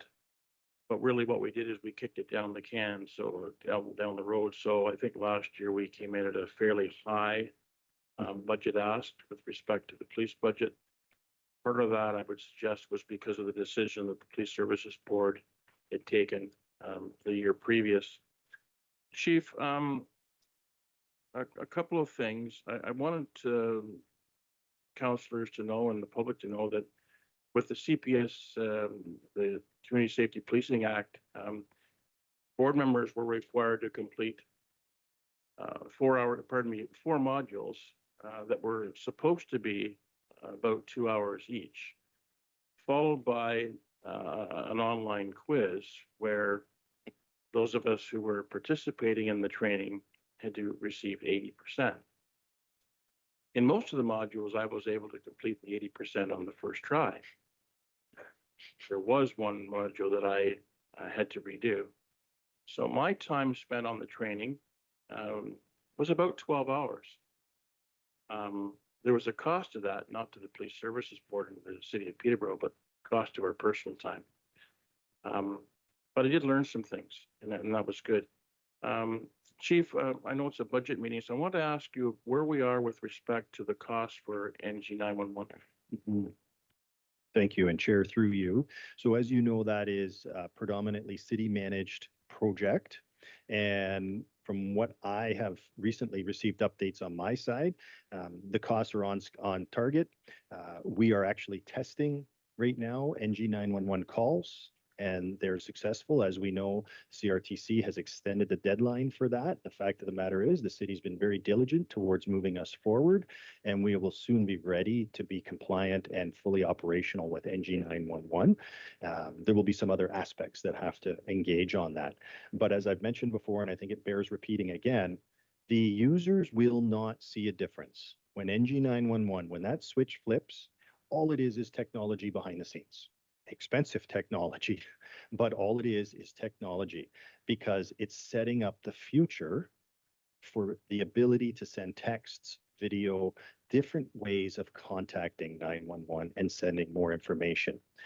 As I just talked earlier, every time we send video, there is this component to it, and there will be a cost behind the scenes to get that video. There will be a cost to our members who have to deal with that video. But that is essentially where it's going. And so moving from what we would call copper to a VoIP system for NG is now an expense to get us to the future of where 911 services will go. So great job by the city to get us to where we are. There's more to be done, more backup communication center to be done, but we're doing great. Thank you. Thank you for that, Chief.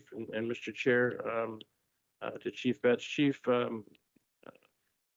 week ago Saturday, many of us participated at the 175th anniversary celebration of the Peterborough Police Service. It was extremely well done. And one of the things I liked most about it were the displays inside the new building at Lansdowne Street. a lot of the old photography was really, really interesting, and some of the old technology. I'm just wondering if you would be able to spend a minute just to say how the day went, generally speaking. It was a horrible day weather-wise. And maybe something about, you've mentioned sworn and civilian, you haven't mentioned auxiliary. And there were many auxiliary members working that day to put on an event. And other than uniform and a bit of training, Chief, I know they're not paid. So maybe if you can speak to that briefly. Thank you for that opportunity and Chair through you. So May 31st, we did host our 175th anniversary for the Peterborough Police Service. One of the first things that council did upon coming together as a city was to declare we had our own municipal police service. And certainly we celebrated that day. As much history as we could get. You're absolutely right. We couldn't do that without volunteers. Our auxiliary members, most of whom have day jobs, much like many councillors would, but they all have day jobs. They all have mandatory minimum requirements that they have to deploy as part of auxiliary. They all have mandatory training that they have to take as part of their role in auxiliary. As I said earlier, and not today, but it passed, they're the ones who do CPTED. They're the ones who do home guard. They're the ones who help new parents coming home with a baby who need to install a car seat and make sure it's done safely. They put those clinics on. They do a lot for our community. They raise a lot of funds for Special Olympics and various charitable organizations.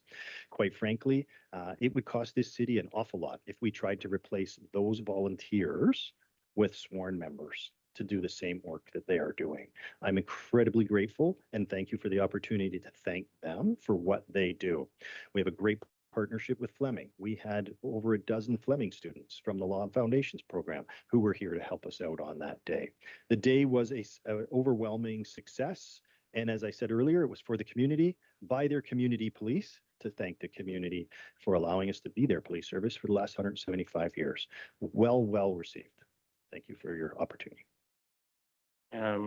Just quickly, Mr. Chair, a quick comment. I particularly like the chickens and the llamas that day, Chief. They were a big hit with all alpacas. Alpacas, right?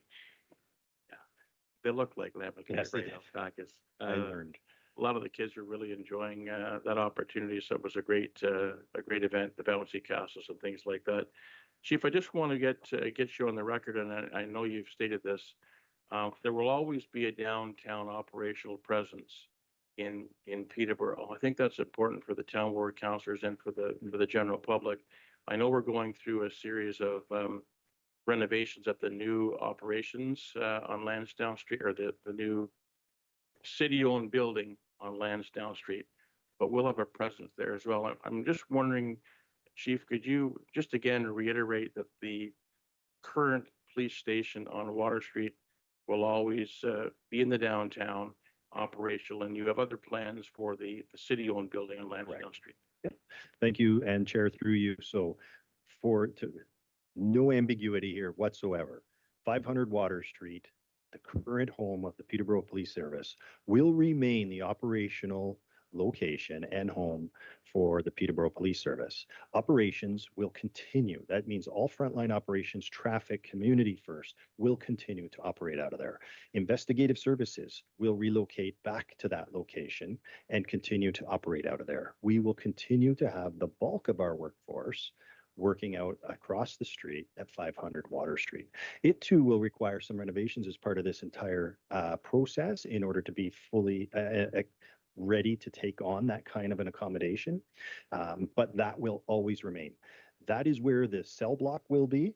The cell block is not moving. It will have to go there, but it will always be. So I hope that was clear, concise, unambiguous. Policing, operations, and investigations remain at 500 Water Street. Mr. Chair and then Chief Betts, thank you for your attendance today. And I appreciate you and I appreciate your leadership and everybody that works with Peterborough Police Service. Thank you. Thank you very much, Councilor Bowen. Well, Councilor Burke, and then we'll wrap this up. Councilor Burke? Thanks, Chair Beamer. Through you to Chief Betts, I have 4 questions, please.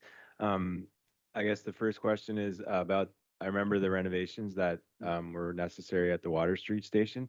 Are those part of the capital cost for the Lansdowne Street So city staff will be coming to council. We'll go through my board, then to council with regard to the total renovations. There will be renovations required at both locations.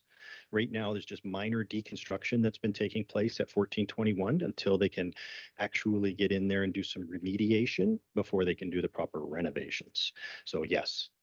And thanks, Chief Betson, through the chair. Of the 10.8% like preliminary budget ask, how much, excuse me if you've already been over this, but does that include the hiring of new actual officers, like boots on ground officers? That includes, sorry, Chair, through you, that includes 2 sworn officers, one to backfill a position that I know will be about to become vacant. I will let you know, I can't tell you the details because I'm not allowed to according to the province, but we are getting some grant funding that will allow us to increase and enhance one of our very core projects and programs here in the city that I think will be of an appeal to you and to the downtown core, but the municipality in general. But that requires me to relocate some people from within the organization. So part of this is to backfill what's going to happen as a result. Thanks. And through the chair, just 2 more questions. Have the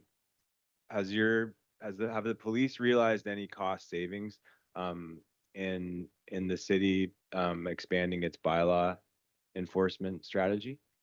So what we've realized is a cost avoidance related to having to spend time in trying to enforce and deal with bylaw issues. It's certainly, I think, probably enhanced the response that the community members are getting because there's another entity who's able to get out there and do those things where before they may not have received any response.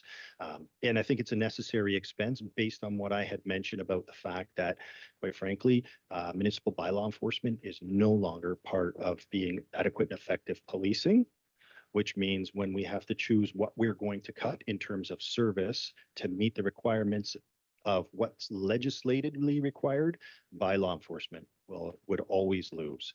There are 2 areas where that doesn't lose because it's in their contract, and that is the Village of Lakefield. They pay for bylaw enforcement, as does Cavan Monaghan. So it falls outside of adequate and effective, but it is included in their contract to provide that police service.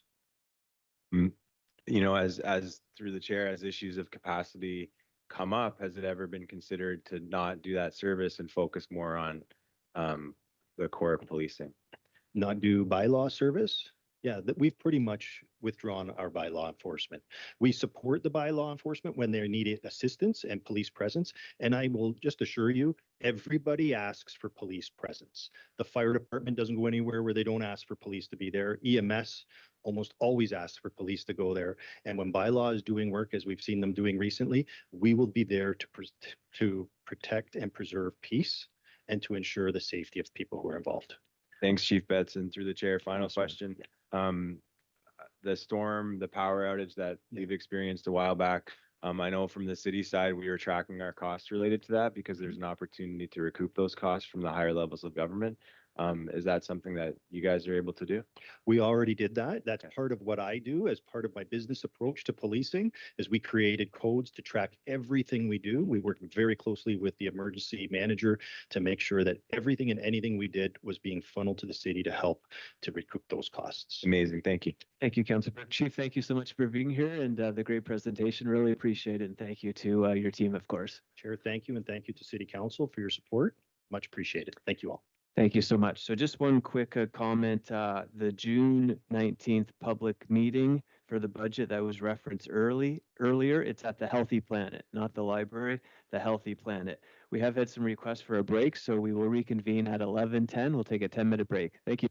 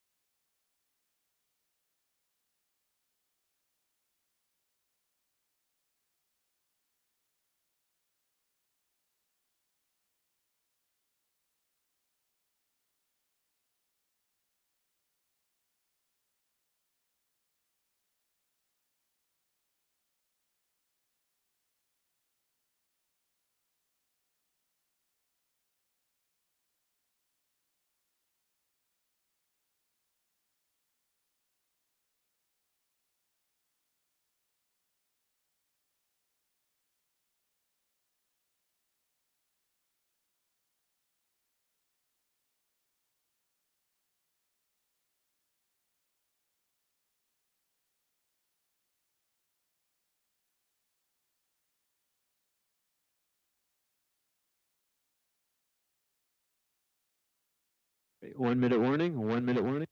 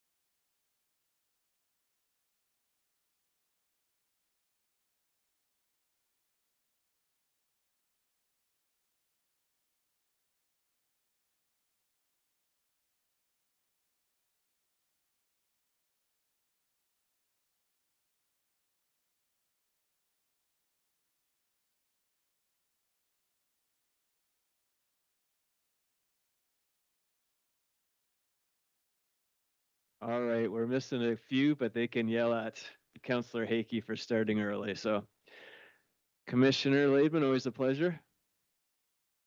Okay, thank you very much.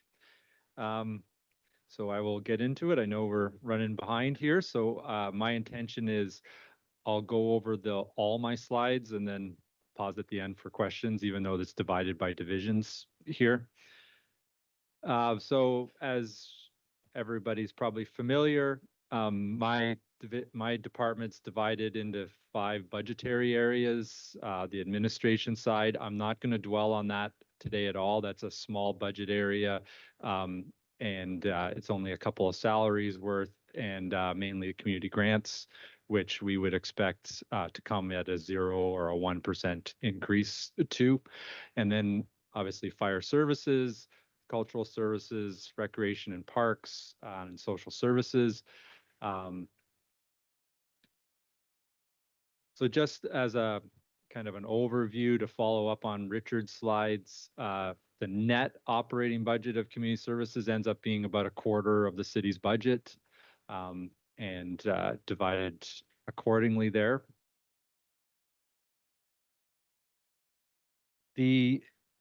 And I think it's important to talk about that it's the net budget when it comes to community services budgets. All the budgets have relatively significant revenues associated with them, whether it's user fees, senior government funding, grants, those kind of things.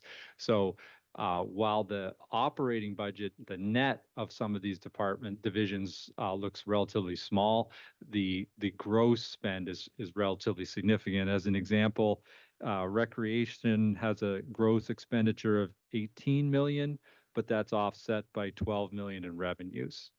And social services is the large one. It has a $126 million of expenditures, but that's offset by $110 million of revenues from various sources.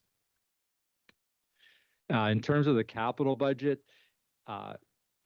this year, I mean, it's relatively small as well. Most of the capital items are held in other divisions' budgets outside of community services. So there may be small items like if the boards need replaced at the arenas, that's in the recreation budget capital.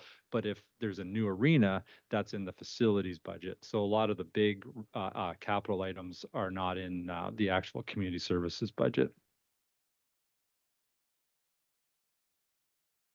So I'm going to go over each division separately. I have about 3 or 4 slides per division describing the service level they provide, what they expect to have as their main objectives in the 2026 year, and the factors that are affecting their budgets. These are the pure budget numbers as kind of described by Mr. Freeman before.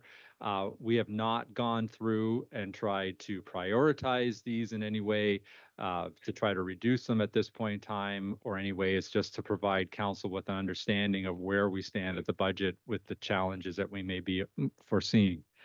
There are many of these items are outside the control of the budget process, like utilities and things like that. But there are a number of discretionary items that we will be going through for sure. The directors understand that it's meant to be a no increased type of budget, and that's the perspective that we're going into this with.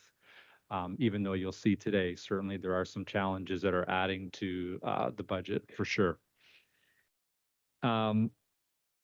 I understand the mayor, has identified homelessness and other things in social services as being expected major cost drivers, and that's for sure going to be the case as I go through this.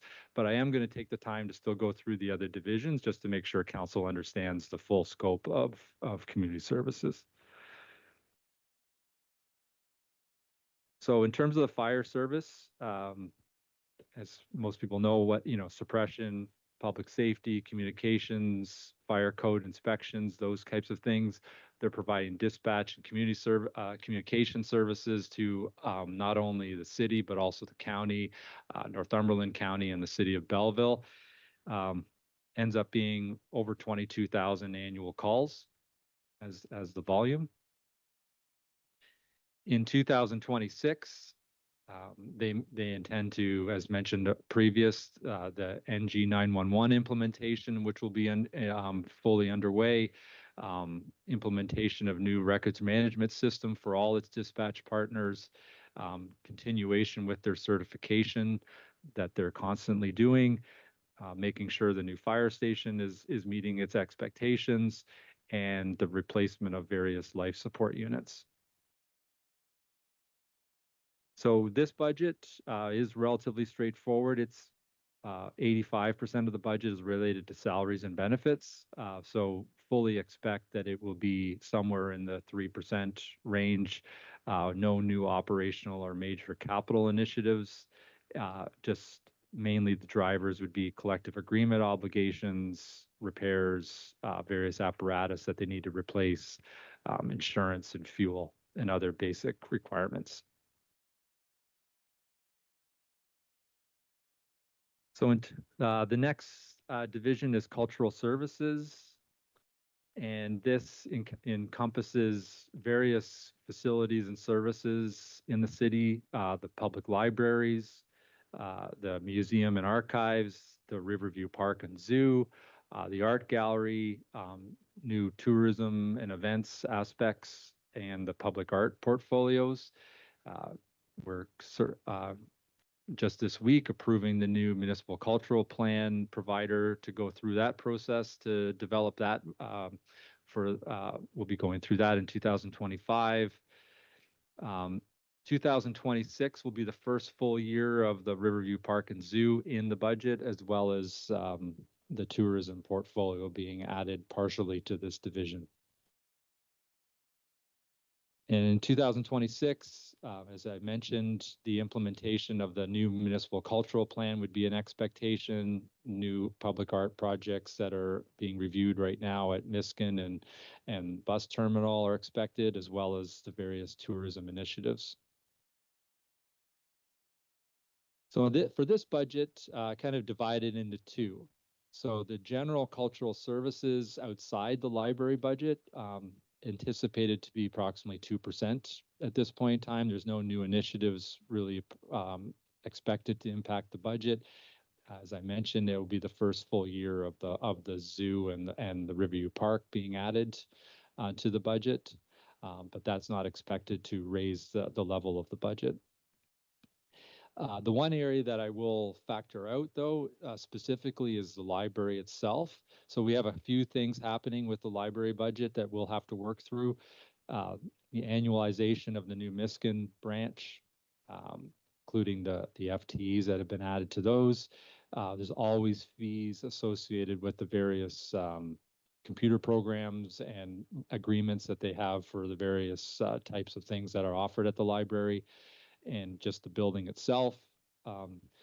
But the main one that's driving this, and certainly is an item that a discretionary item, is in 2025 to try to bring the budget down. We reduced the collections replacements. So every year we budget a fairly significant amount, usually in approximately about $500,000 to replace the collections to make sure they're replaced on an annual basis. So it's up to date and all those things. That was pared back significantly in the 2025 budget. So if we were to bring it back to historic levels, this is what's driving the 15% increase. So that'll be a decision as we go through that.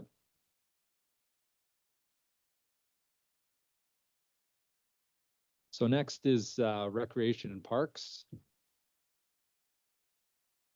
So this has an expanding area of its service levels right now. So there's 5 large facilities with the major arenas, the wellness center, memorial center that they're operating. Also some smaller facilities like the Marina, Quaker Food Square, the Navy Club, McDonald Street, overseeing 110 parks, the wading pools, the splash pads, the beaches.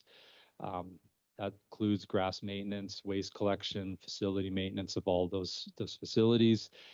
They're providing permitting and facility booking services at the ice pads, the floor pads, the sport courts, the fields, the diamonds, the pools, the multi-use rooms and all those facilities. The programs themselves, there's about 1,800 annual programs offered, annual camps at our various facilities and various partnerships with sports groups. And then this year, as council's aware, the tourism element of this is being expanded. So that's largely overseen by Recreation and Parks with those events at the Memorial Center and other ones that have already been announced, as well as maintaining the agreements with our various major tenants. Some of the things that are expected in 2026, the hosting of the TELUS Cup that's been announced, implementation of the tourism strategic plan that's underway, new parks and open space standards to make sure those are provided, continuation of the development of our outdoor neighborhood rinks and gardens, et cetera, for those volunteer opportunities, the community groups to work with them about park stewardship, and then the opening of Knights of Columbus Park, which is a major new initiative as well. So this one, so there's a few things occurring with recreation and parks as we go through the base budget. It's projecting right now about 12% increase. We have identified, I know that's always a concern of council, how we optimize the revenue.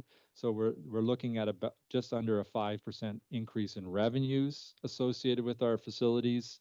That would be fees associated with credit card reimbursements, new programming revenue, and the major one being just optimizing facility rentals costs. The expenses, some of the major expenses are understanding the full cost of the Memorial Center operations, the utilities, that's becoming a big driver, and just normal staffing and inflationary expenses. So if I could just dwell on 2 of those here, we've continued to evaluate the operations of the Memorial Center, understanding all the agreements there with the major tenants and how those budgets interact with other budgets in the city for normal arena operations. And that evaluation to make sure we're fully capturing those costs is causing an increase to the budget. The utility expenses, we're continuing to evaluate this at our various facilities to make sure these are all correct, but we're obviously adding facilities in recreation, and just it's a large driver of cost potentially here, but we're continuing to evaluate the accuracy of these as we go forward.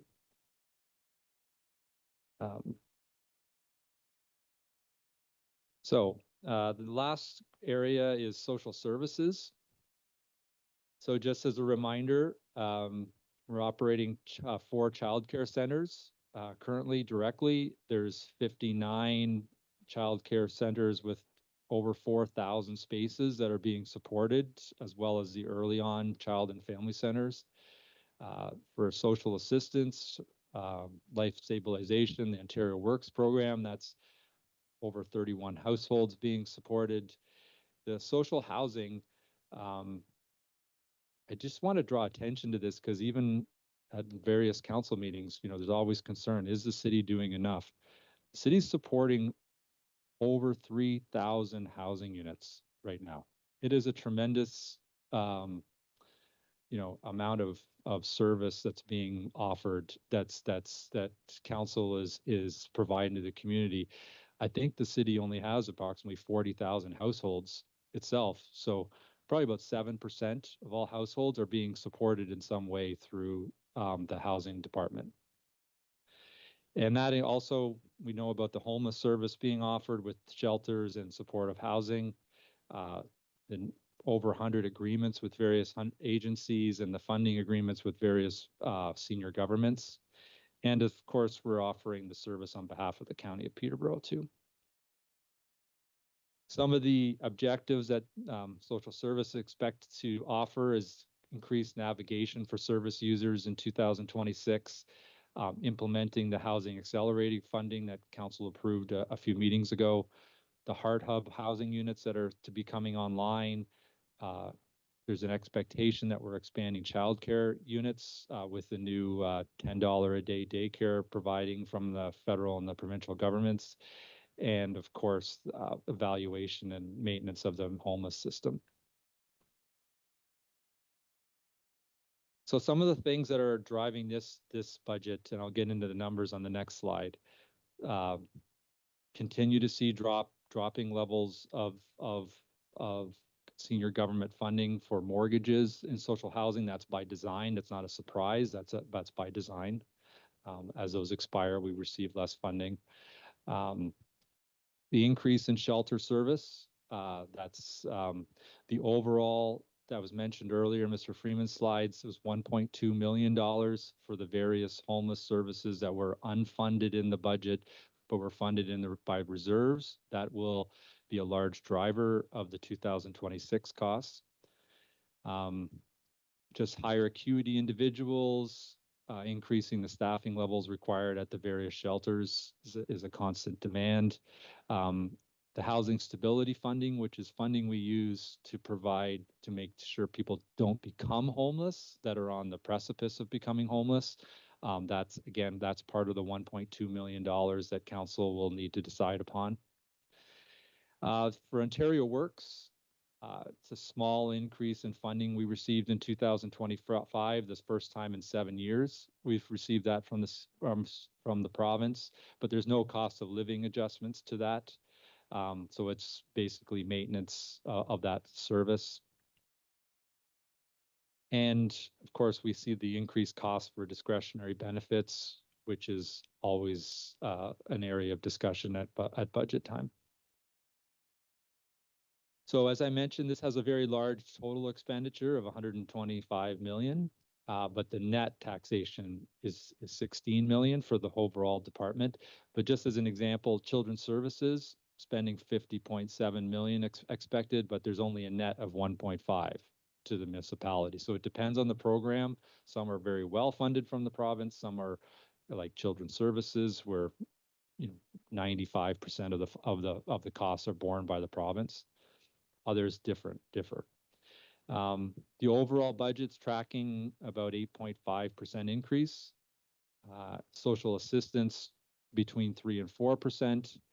That's about $180,000 net increase to the budget.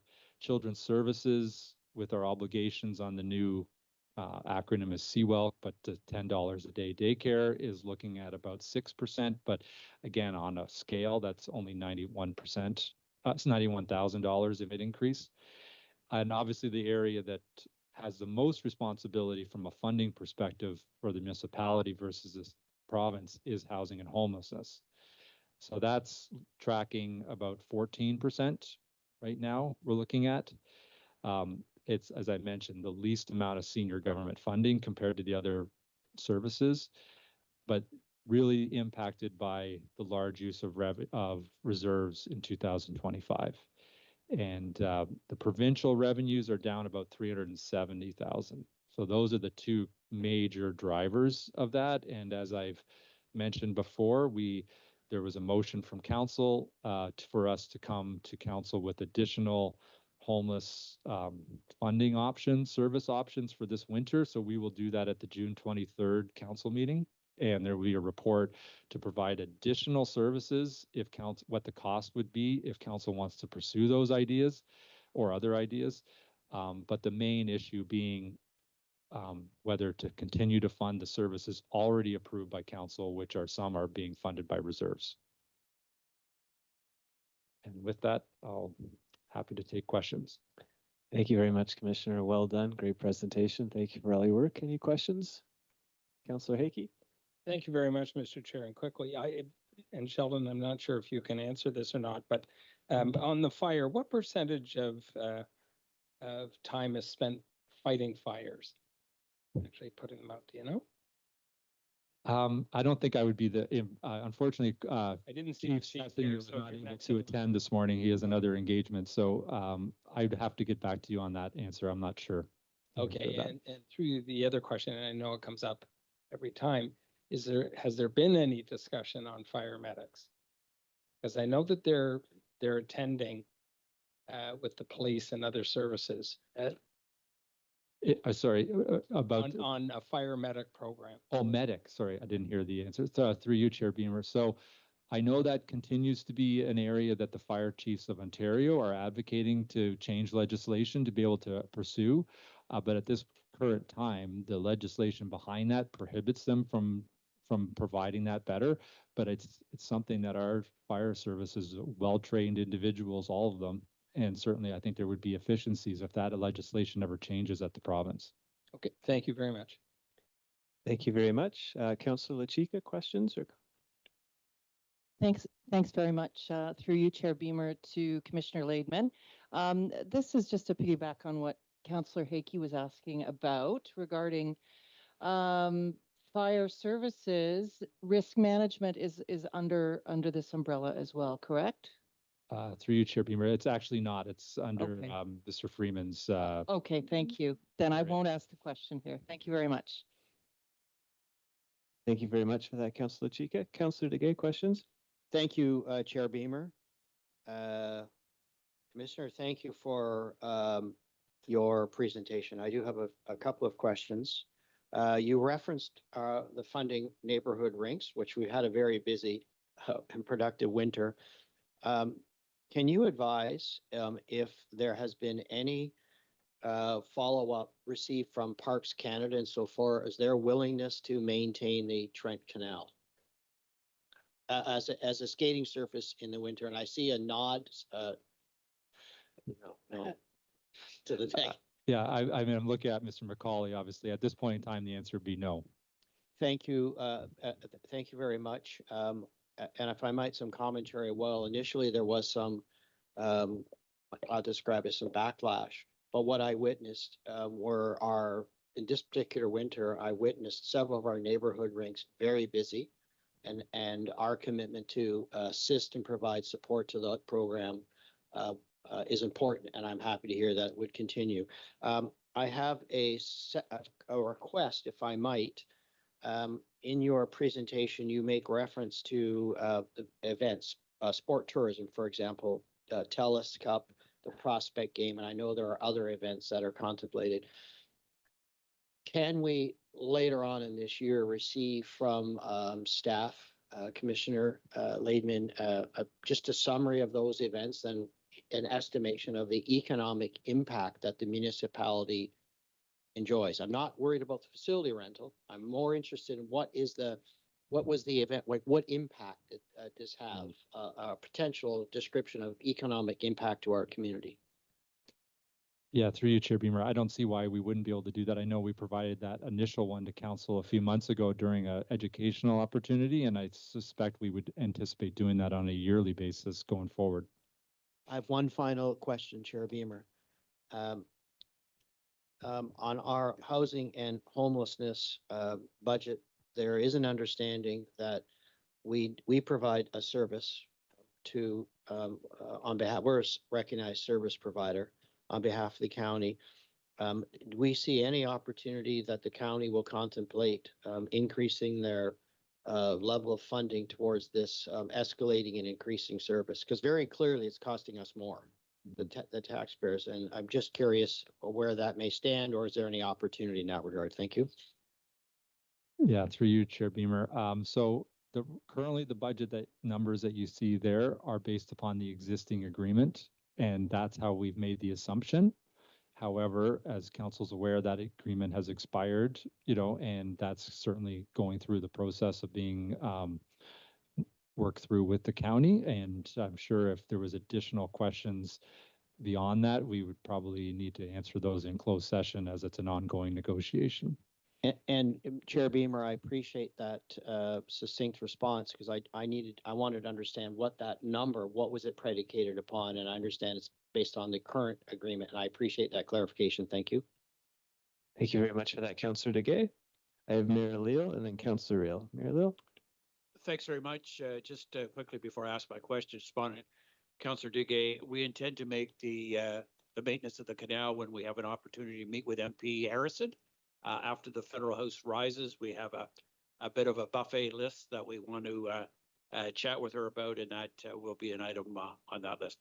My question really is not to you, Sheldon, but Rob McCauley, if I might be able to ask him a question.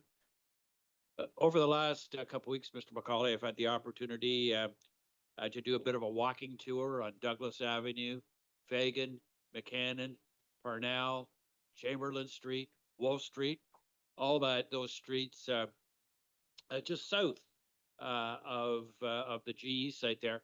I want to get some timing on the Knights of Columbus redevelopment, because there's a lot of excitement in that area about this coming forward. Many of those individuals look forward to playing tennis. They don't have the financial means to join the Quaker Tennis Club, so they haven't had any investment in this area in 6 decades. So through you, Mr. Chair, to Mr. McCauley, could I just get the timing on this project? Yes, through the chair to Mayor Leal. So Knights of Columbus is projected to reopen to the public summer of 2026. But what's the tender? The tender's closed. We are in current review and cost estimates at the moment of the elements. So that is under Jillian, Director Barnes's area. We're currently going through that, but we are projected to have the park open for summer of 2026.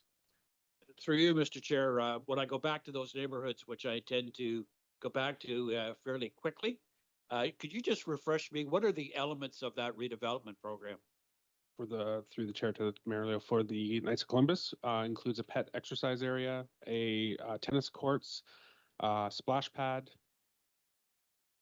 a washroom facility, and I know there's one more in there, and I just can't remember it off the top of my head. But tennis. Thank you. Yeah, those are the main elements of that park redevelopment.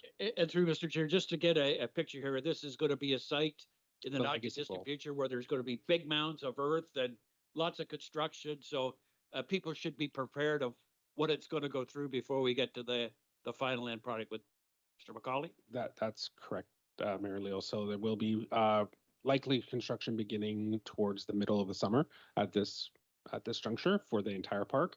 The other element of the park, and I can't believe I forgot, is the Legacy Bowl and what its future looks like. So thanks, Mr. McCauley. So I'll have a lot of good news when I get back to all those streets in about a week's time. Yes, sir. Thank you very much for that, Mayor Leal. Councillor Real? Through the chair to Commissioner Laidman, I'm going to go back to housing and homeless, a 14% increase. And a couple of the bullet points you made, the area of least funding by senior governments, large use of reserves, and provincial revenue reduction. In your travels and talking to your counterparts in other parts of Ontario, have you found the magic wand or the elixir to fix housing and homeless besides what we're doing here in Peterborough?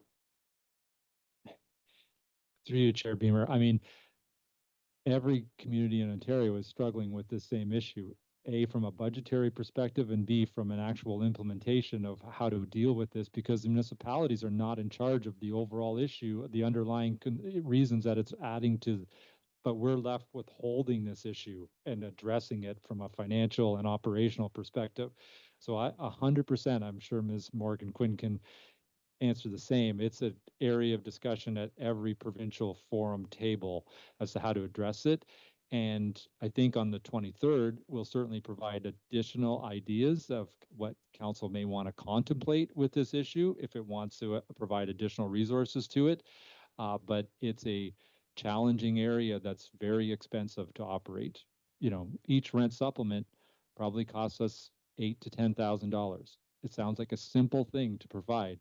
It's $8,000 to $10,000 to support someone in one rent supplement unit, let alone any supports that someone may need that of a specialized nature. That's just the base funding required, and it's a monumental thing for a municipality to offer, no matter the size. So. Through the chair to Mr. Laidman, I mean, point that I'm trying to make here is your bullet point is that senior level of government is downloading the responsibility on the province and the province onto us. There's a reduction. Mm-hmm. So when it comes here and we talk about what we need to do for housing and homeless, it's a download on us, even though the new prime minister says he's going to build 50 million homes and the province makes rules about housing.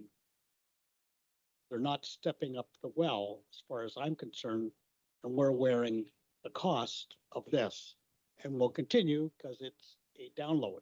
That's the point I'm trying to make. The numbers don't are not static, they keep increasing. So what we're doing is trying to house as many people as possible. And the question was, have you found the magic elixir or the community that's doing better at this than we're doing? Mm-hmm. Yeah, and through you, Chair Beamer, I think the answer is no. And I don't believe there's any data for me to analyze this, but I think municipalities of the nature of Peterborough that have long-time services that have been service areas for a wider region, Peterborough, St. Catharines, Windsor, Kingston, those kind of ones are the ones receiving a higher level of brunt of this issue. And I think that's what we're seeing in Peterborough. So it's not just, it's a province-wide thing. I think the nature of Peterborough and its history and the type of municipality and its geographic location is putting us in the level of some of those municipalities that are being impacted even higher. Through the chair, anecdotally, I mean, it was a guy that was panhandling outside of the Tim Hortons on Hunter Street. And I approached him and I asked him, you know, why are you doing this? He says, I don't get enough money on OW. And so I have to panhandle. And I says, where are you living? He says, I've been living since November at the riverbank down by the ballpark since November. And then I asked him, I says, so where are you from? And he says, I've been a lifelong resident of Peterborough. I've just fallen in hard times. The apartment that I had, I cannot afford anymore. So therefore I'm tenting. Just anecdotally saying that. Thank you very much, Councillor Hill. Councillor DeGay? Yes, thank you, Chair Beamer. I was remiss in not asking the following.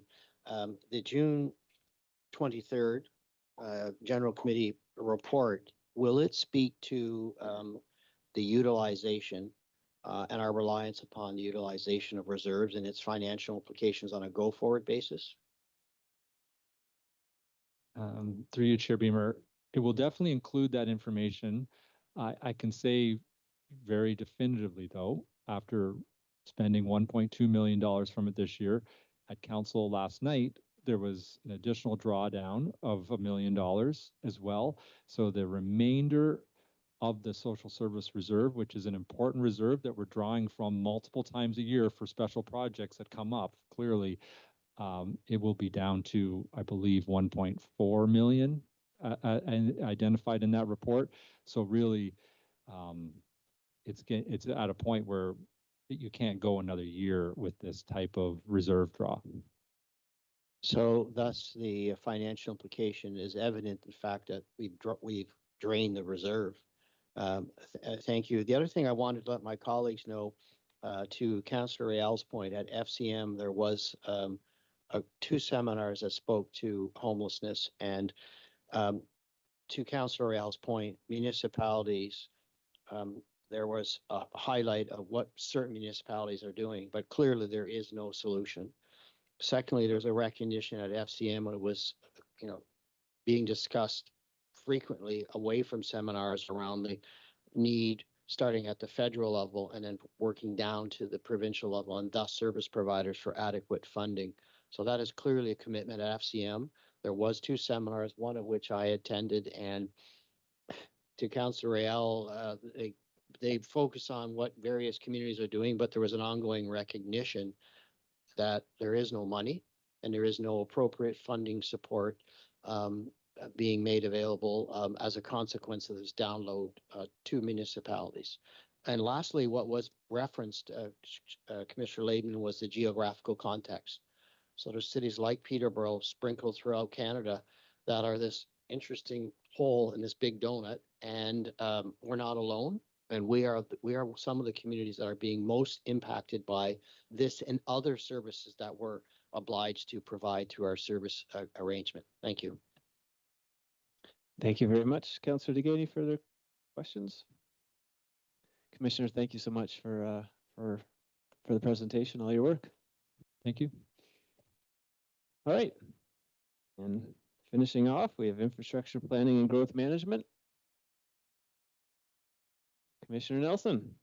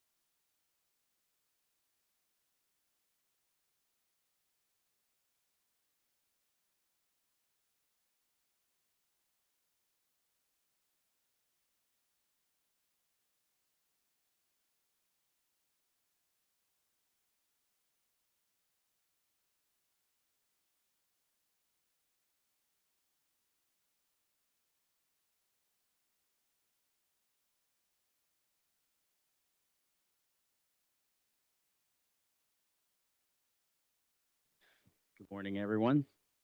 Thank you.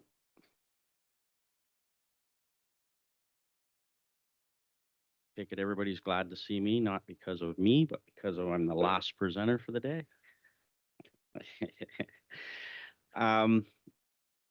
Mayor and councillors, thank you again. I'm here to present on the proposed 2026 budget, some of the budget implications and more significant capital project implications that fall out of the Infrastructure Planning and Growth Management Department. Just a brief overview. Within our department, we have 5 divisions. Those divisions consist of planning, development, and urban design.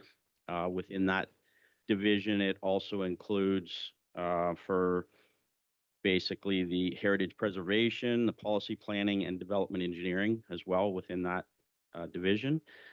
Next, we have asset management and capital planning. Within that also includes our GIS sector, water resources, transportation planning, and climate change. We also have engineering and capital works division, which within that obviously is the engineering, construction, and traffic and parking services. And then we have economic development, which obviously within that includes the economic development and physician recruitment. So I'll jump in. This first slide speaks to some of the key objectives in 2026 that our engineering and capital works division will be undertaking and working on amongst myriad of other projects that continue to work in the background, but these are some of the highlights. One of the items as I go through the property acquisition utility relocations will continue for Chemong Road reconstruction, which is from Park Hill Road to Sunset Boulevard, which is a major reconstruction project for the city. Another area where property acquisition utility relocations will continue or get taken or undertaken is the Tower Hill Road of Fairburn Street intersection reconstruction. This is a project that also the city has received some external funding for, approximately 3.75 million for basically under the housing enabling core servicing program.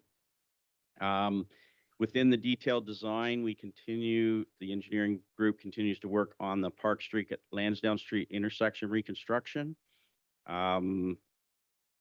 Also within the Sherbrooke Street West reconstruction and the Television Road Bridge replacement. All these continue in the design phase. Within the construction, we're hoping to go into construction for the Lansdowne Street West at Park Street. Again, intersection improvements.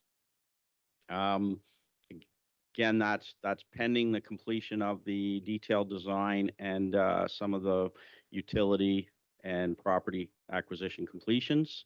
Lansdowne Street West, the Clonsilla Ave to Spilsbury Drive is proposed to move into construction.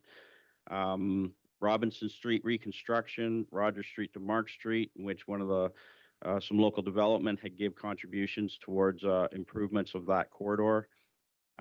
Pavement preservation, this is a state of good repair project, will continue along with the road surface repairs and the sanitary and storm sewer repair and replacement program, which again, that's a project that continues to support in advance of our pavement preservation programs and again, state of good repairs. Parking is looking to implement as we go through and the intent is at the end of 2025 to look at the on-street parking permit system and then move that into implementation in 2026. Work on upgrades and replacements. You've seen some of the updates that I've sent over previous months and times with some challenges with the pay and display machines, looking at the possibility of upgrades. Again, a lot of these projects, I bring these forward for information, but will be all pending our ability to secure funding and afford it. So some of these may very well have to get prioritized and pushed, at which point then we do run that challenge of offsetting those capital costs with then increased maintenance costs. Within parking well is continue to review the parking lease opportunities with new developments. We have spoken with a few developers and the possibility of them obtaining some lease spacing within some of our parking structures to support some of those proposed developments. Other areas within traffic is replacement of the preemption priority system for emergency and fire services. That's ongoing. The implement road safety initiatives, which again is a continuation of the community safety zones, pedestrian crossings, red light cameras, and obviously we recently had a report on automated speed enforcement, which staff is working towards finalizing those or working towards that implementation, which is expected later this year or early 2026. And then continued is the work on the expansion of the smart signal system, which has currently been put in place on Lansdowne Street. And as we move into some other more significant corridors like Chemong Road, the expectation is that smart signal expansion would expand into those areas. Just a note at the bottom of the screen, I continue to, because this was a comment that we had talked about in the previous council information session in which staff do struggle in terms of, and to help explain sometimes where there's maybe a shift in prioritization when we get these funded projects, and typically those funded projects come with specific timelines. So on that component, sometimes that adjusts and changes the priorities in which staff are working on specific projects. And because we have to meet those timelines, we have to put those resources to those projects. And therefore, other projects that might have been deemed to be higher priority, because we got funding opportunities for an alternate project that fit those funding possibilities better and to help the city fund those projects and deliver on those projects, we have to sometimes shift those priorities and shift resources to those projects so that we can meet the timelines that are associated with that. And we will have examples of that are probably the Tower Hill and the Fairburn intersection, as well as the Charlotte Street project.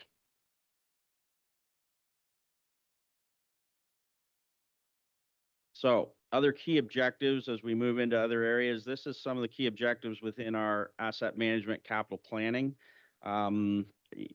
Just information at the bottom of the slide, I'd sort of ear tag which division some of these key objectives are illustrating. So one of the things that we continue to work on is facilitate the development of a capital project prioritizing process and a 10-year capital plan framework. There has been discussion previously about looking at and trying to better position. So as we've talked before about the basketball within the snake and not necessarily having those budget items just get pushed one year, it's trying to look at that larger area of multiple years of budget financing so that, you know, when we can't afford something in this year and we're trying to reduce our capital requests and expenditures, we just don't push it to the next year with an expectation that it's going to get delivered that next year then. Because again, that to some degree, I created the analogy, or I stated the analogy of the basketball and the snake, which is exactly what causes that type of scenario. And it's looking at trying to push and position those projects over a longer time frame and one that is actually feasible and manageable. One of the other items, ongoing delivery of the geographic information system, strategic plan initiatives. Some of that work is updating with a number of the Esri softwares and things that have to basically be updated, moving some of that components onto the cloud, which again is a significant body of work. Continue to deliver on the consolidated linear infrastructure. This is one that's come in-house from Ministry of Environment, Conservation and Parks, in which city staff are reviewing and approving now, but basically have to meet those legislative requirements and make sure that we're reviewing that and keep resources in place so that those can be handled. Do you want to take questions now, or do you want to wait till the end? Okay. We're into the delivery of year one of the Better Homes Peterborough program. This is again the works that's going on for the climate change and trying to aid people in improving on home heating and various other improvements to improve on energy efficiencies within homes. Secure external funding to support community building retrofits. That works along and looking at some of our what we talked about. There was an item that came up last night, and some of those audits on those building energy systems and the ability to reduce those energy consumptions on some of the cities, basically more significant buildings, and funding opportunities that could support and help the city to fund them and complete those upgrades. The Transportation Safety Program implementation strategy. This again, we continue to work and look at those various other methods of the transportation safety as recommended through our Transportation Master Plan. Looking at things like, as I say, pedestrian crossings, the red light cameras, the automated speed enforcements, and continuing to work through a whole suite of those items that can help implement that transportation safety plan. Reinitiating or completing the North End EA and the Trent University area Class EA. Again, that was an issue of needing some additional funding and staff resources to complete that out. The next is to complete the on-street parking permit project.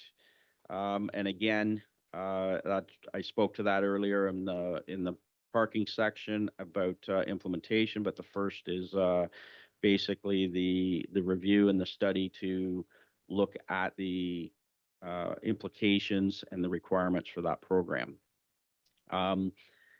Next is delivery of a projected 19 million capital program through the various projects that asset management capital planning deliver. Examples that I give there, the CCTV inspection, sewer relining, stormwater management, rehabilitations. Again, a lot of these are state of good repair and legislative requirements like our stormwater pond rehabilitations. Under our ECAs, we are obligated and required to maintain those and do those updates on an ongoing basis. So there's annual programs associated with that. And then implement the stormwater utility program, as we spoke earlier, and Commissioner Freeman talked about, was the program to look at that utility program and the billings and the options that could be associated with that. Moving into our planning, development, and urban design division, the key objectives they have, again, it's continuing with the citywide and completing citywide community planning permit system, continued implementation of the Housing Accelerated Fund initiatives and the Mayor's Task Force for Housing Creation recommendations. Again, a number of initiatives that fall along with that and continued work, which will take a significant amount of staff time and resources to work through those and initiate them to basically fulfill those initiatives and those programs. Continued approval process improvements to meet the city's housing pledge, 4,700 new units built by 2031. Again, somewhat related to the Housing Accelerated Fund initiatives and having staff in place in order to be able to respond to housing applications and development applications as they come in. Support the city's long-term population growth and employment needs through growth area secondary plans, planning for cross-border servicing development opportunities. Again, staff are working on some of these opportunities and working with some, at least one at this point, of neighboring municipalities to look at these opportunities with the intent of starting up discussions with other neighboring municipalities to find out if those opportunities exist. And then plan for the expiry of the central area development charge exemptions. This was talked about through the end of last year's update to the development charge bylaw, and the intent to basically stop the DC exemption in the downtown area, but then look at replacing it with an alternative, as I say, a central area program that could help support in that similar nature. Moving into building and economic development. Within building, groups there will continue with the Amana Portal development to support some of the Housing Accelerator Fund initiatives. They also continue through retirements and staff changeovers, continue with that succession planning and the position development.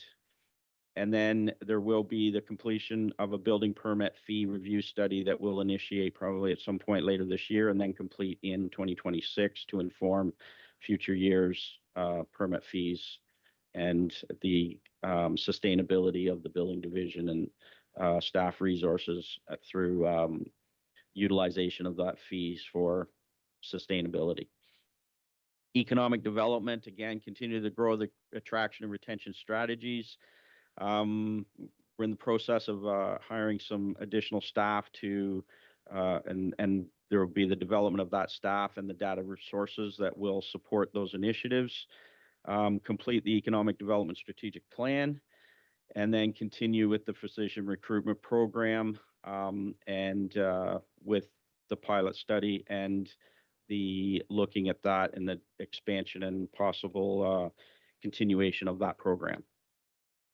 So some of the major factors that are affecting the operating budget within various divisions, we continue to see that, you know, the parking, we're struggling with parking revenues, continue to see that those have not recovered and continue to not recover from the pandemic. They're still at a lower levels that was, and that's why staff continue to look at opportunities with some of the local developments. We could possibly utilize some of those spaces to support some of those developments and see some recovery of some revenues within that. Loss of revenues with continued increasing in operating costs. Again, some of our garages, we have continued operating costs, things like utilities, and various other maintenance operations with, again, that helps offset even taxes and various things that cause us those additional cost increases, which with those reduced revenues just puts us in a more difficult scenario. The other inflationary increases impacting operating costs, things like even our traffic paint has went up substantially. And again, with expansion of roads through development, it's twofold. You get both inflationary costs plus expansion of those amenities that have to be maintained. As I say, material prices on everything and utility costs, which again leads us into the next point, which kind of speaks in the same breath, the increased infrastructure through reconstruction or new development leading to increased operating costs. So again, we reconstruct streets, and typically those come with some expanded services, additional street lights, additional traffic signals. All that ends up leading to some additional costs. While they're marginal, when you start doing the cumulative effect, it all adds up and it continues to cause increased costs. Again, as other divisions have talked about, are basically salary step increases and the benefits. That's just the cost of living increases through those negotiated agreements and collective agreements. I talked earlier about software subscriptions for our geomatics division, which is a pressure point for us. The fluctuating planning application fee revenue. Again, we made a concerted effort to increase staffing levels in order to be able to respond, but economic times have also indicated that some of our, while those applications, we're getting some that are second guessing whether they're going to continue forward because of the economic times, and therefore some of those permits and those fees related to that can be down, which causes some pressure points. And that's basically in line with the last point as well, from the related costs as vacant positions are filled to provide that service. And if you have weak economic times that are indicating lesser permits, that provides some pressure points. As we move in, we're moving into some of our larger capital projects. I apologize, I skipped over a screen. As I said before, we're moving towards the Lansdowne Street West project, the Clinsilla Ave to Kawartha Heights Boulevard. It does have a pre-commitment from the 2025 budget that was in for the 2026 budget of $9.1 million. Basically, construction costs are estimated to be approximately $14 million for the next phase of construction that is moving forward. And then we move into the other one is the Lansdowne Street West at Park Street intersection improvements. This is a significant, again, next phase of the Lansdowne Street reconstruction, which is park to water, or park to the Otonabee River, sorry, but is a phase that is following the portion that was just completed up last year. Again, comes with a fairly significant, because there's some within that intersection, there's some very significant utility implications that are within that intersection. The next is the Television Road Bridge over the South Mead Creek. Design and site prep for next year is around approximately $3 million of costs in that area. The continuation of the pavement preservation, again, basically state of good repair, which is again estimated at $5.5 million. It's again, we're still below the levels of what we need in order to be in a position where we're actually sustaining our full city of pavement. But again, we're making good strides with some of the road surface repairs budget that we've also allocated, which is shown later in this slide, the second last item. Couple projects that we've currently got in is the Robinson Street and the Briar Hill. Again, these are projects. The Robinson Street is basically we have them prepared, designed, take them. The challenge will be is our ability to afford them and get them within the budget. Again, the continuation of the sanitary and storm sewer replacement and repair program. Again, another approximately 2.5 million, which is funding that should definitely continue to be spent in advance of our pavement preservation works, or otherwise if you don't get those repaired afterwards, you're possibly having to go back and dig down through our new asphalt in order to go after trouble areas. And again, we've got another state of good repair coming up, which is a citywide traffic signal head replacement. A number of years ago, we went through the switch over to the LED, and now we're getting to the point where those LEDs have to be replaced again. And with it comes some of the other infrastructure, the hanger heads and the backer boards, et cetera. Otherwise, you start to lose some of the components, and then our maintenance costs just continue to increase. And it's more cost effective if you do a one-time capital project to overcome it. But again, it comes back to their ability to afford it at this time. The other projects that we're running in or coming into is the Otonabee River Trail and the shoreline improvement, estimated approximately $7.5 million. This is one that we're finishing up on the finalization of the concept plans. In that, staff have made an application for some funding on that, which could represent approximately $3.9 million in funding towards this project, which would be welcome. The Charlotte Street reconstruction as well, a significant project in which we have been able to secure some funding, but it will be a large project. It's intended to be basically a flood reduction project, but then with that opportunity, the ability to reimagine the surface components, and there will be information coming forward to council in the near future on that as well. Some other projects that we continue, again, the citywide stormwater master plan implementation. This again is our continued work on our stormwater management ponds. Again, we're legislated and required through our ECAs to continue this work. The CCTV inspection of sewers. Again, this puts us in a position where this is continued flush cleaning and CCTV inspection of these sewers. So again, keeps us in the know of where are problem areas and troubles. Same with the sanitary sewer relining and repair. That falls out of the CCTV work. So we know where we have sewers, and this is another very important state of good repair, and that, you know, this goes a long ways to reducing our amount of dig and replace that we have to do by allowing us to do the sewer relinings. It's a less costly and helps extend the life of those sewers. Trails and cycling network implementation, the various new sidewalk installs.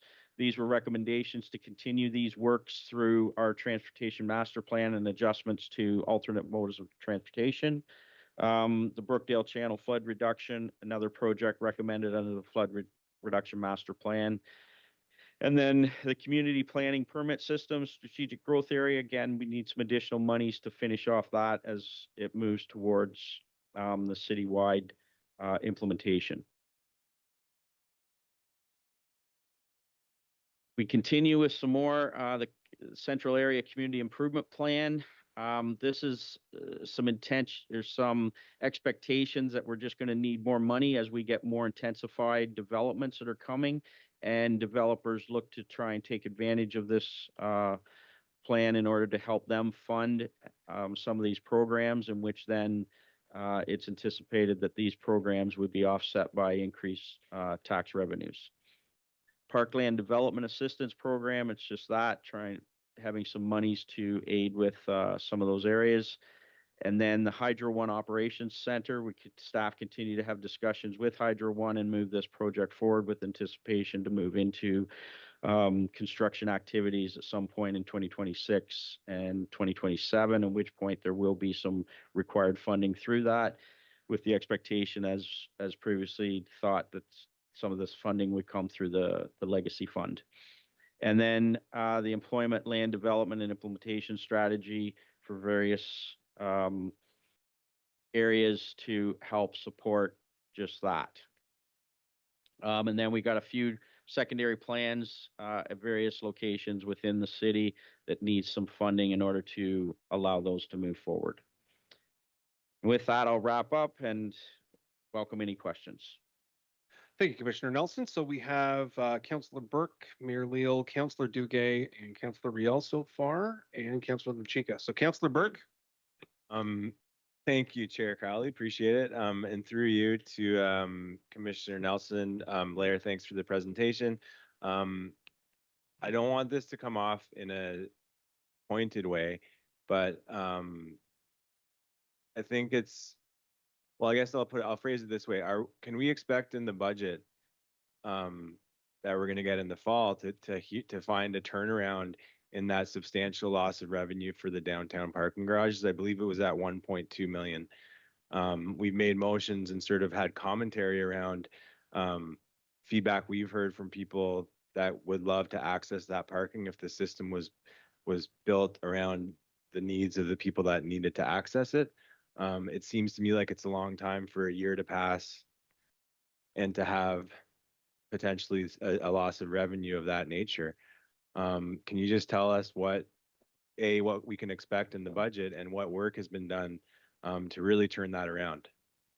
So we do hear that, but we're confused a little bit on that, in that there are parking spaces available in the garage. So if people need or want those parking spaces, by all means, we're all ears, and we're welcome to hear those and issue those permits if people want them, because there's obviously, as indicated, the spaces are currently available. So I'm not so certain if people are saying that there aren't parking spaces available. I'm not sure where they're specifically looking and wanting to park. I mean, through the chair, I think the point that I'll make again, which I made every time this comes up from the time I identified it within the budget, is that the definition of insanity is like doing the same thing over and over again and expecting different results. And we have a system in place pre-COVID that met the needs of what the city looked like at that time. And what I've heard as a counselor is that the culture of how people need to access parking at the garage is different. We've heard from business owners that would like to have to maybe buy one spot that they could have multiple staff access at different times, suggestions like that. So, we're hearing from the business community that there's a need. We're seeing it in our budget that there's a huge loss in revenue. And my question is, what are we doing as a city proactively to systemically change the nature of how those parking garages function? Because when I travel to different cities and I have to park, those parking garages are full. Yeah, and I think at this point, so what we are launching here is the on-street parking permit review, as well as incorporated as part of that is the strategic downtown parking study as well. So as part of those, I think there will be recommendations that fall out. I would fully welcome anybody that has any of those, direct them to parking staff, and we will fully explore those questions and opportunities, because one of the things that we continue to work on and have discussions is things like developers coming and wanting, the challenge being is staff aren't in control of when those developments go forward. And there has been a number of draft agreements and such put in place for some of those developments that would utilize spaces within the garage to take advantage of just those things that you spoke about, in terms of trying to recognize the fact that currently our parking capacities aren't required currently in the garage. But if there's other demands that we would have available or were desired, we welcome that wholeheartedly. And through the chair, I think like the feedback that I've gotten and the frustration is that this is not the first time that we've had this conversation about this issue, but the feedback that I've gotten is like, we talk about things shifting due to COVID. Well, I know that some of the big stakeholders in terms of renting out blocks of spaces have now switched to working virtually. So those spaces like the MNR we've heard, and the suggestion that I've continued to bring forward is to collaborate with the DBIA. Early on, when I was sitting on that board, one of the suggestions would be to have the DBIA purchase a block of parking spaces, much like the big M&R did, and then make those spaces available at the discounted rate to their independent membership. And those are all items and ideas that, as I say, we would fully welcome. And by all means, please provide or give us the contact names, and we'll reach out and make sure that those people, and we'll have those discussions. Because again, it's our understanding that some of those discussions have been had, but I'm not so certain that they've followed through on basically development. Because again, we're sitting here in which some of those preliminary issues, prices and such have been relayed, but I'm not so certain that those may be met with what their expectations were. And if there's further discussions that have to be had, we're more than open and welcome to having those discussions. All right, thanks, Councillor Burke. Mayor Lill. Thanks very much, Mr. Chair, and through you to Blair. Thanks very much for the presentation. 2:00 this afternoon, Blair, I'm meeting with a delegation from Westview Condominiums, and I know exactly what they're going to ask me about the turning lane, permanent lights on Lansdowne Street in that corridor. So I have some background before I meet the delegation this afternoon.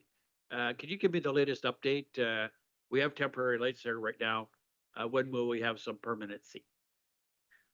So through the chair to Mayor Leal, right now the intent is we're working towards, we do have one final property acquisition that we're working on, as well as it's anticipated later this year, pending Hydro One's ability to mobilize, doing the utility relocations, with the hope and expectations that we're moving into construction starting in 2026.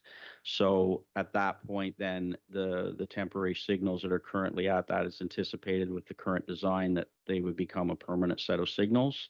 It's anticipated that construction right now, as my understanding, would probably be a 2-year construction window as well. Through you, Mr. Chair, Blair, I wonder if you could, when we adjourn, if you could just send me a quick email. So when I sit down this afternoon, I can save their time and give them an update. My next question, Mr. Chair, is if I could ask Mr. Appleby a question. Mr. Appleby, please. Mr. Appleby. On the housing front, Brad, what is the estimate of a number of units that could be coming forward and planning applications over the next couple of months? I'm thinking number of units related to the Mark Street Church development, Crescent Street, etc.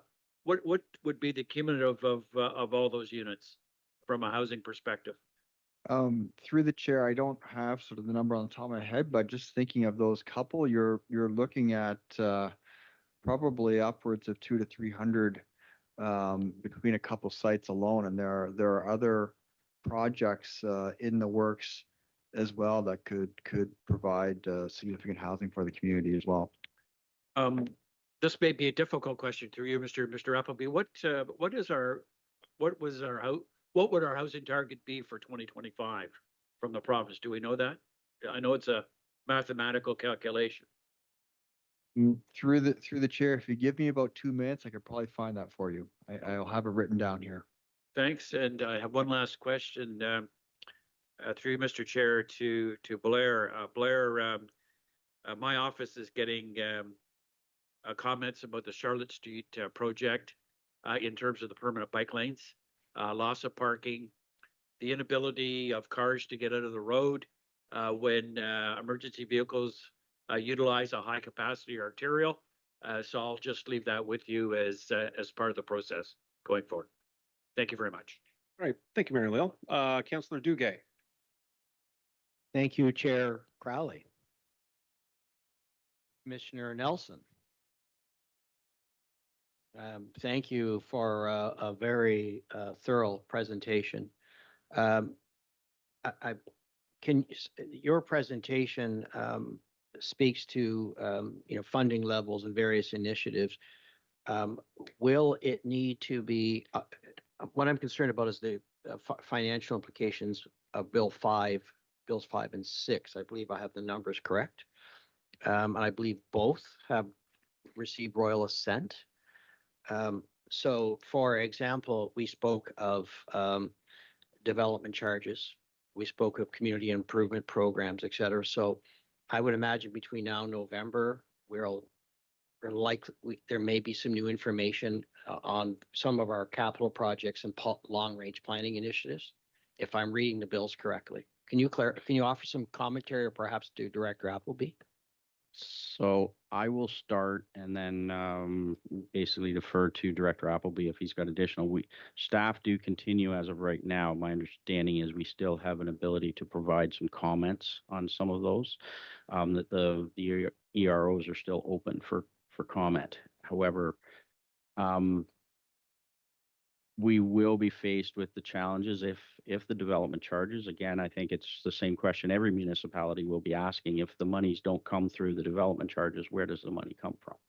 So, and unfortunately, I don't have an answer for that. It will put a definitive, that question will be asked, as I say, by every municipality in terms of knowing then where does that funding end. The expectation is to some degree it would have to fall on the taxpayer. Thank you. Then supplementary and our Prime Minister's remarks, and our Prime Minister provided at FCM commentary with respect to development charges and to federal government. I wasn't aware it was their mandate, but nonetheless, the notion of reducing development charges by as much as 50%. And there was grave concern expressed by municipalities, like who makes up the other 50%? And there hasn't been any. So that's the matter. I think we need to. It's more of a statement, Chairman, but we need to carefully monitor. I'd like to go back, if I could, then, Mr. Chairman, to Councillor Burke's comments, because Councillor Burke and I did introduce a motion previously about our 2 parking garages, and I am concerned that our utilization rates are low. Street parking seems to be quite active, and some of our surface parking.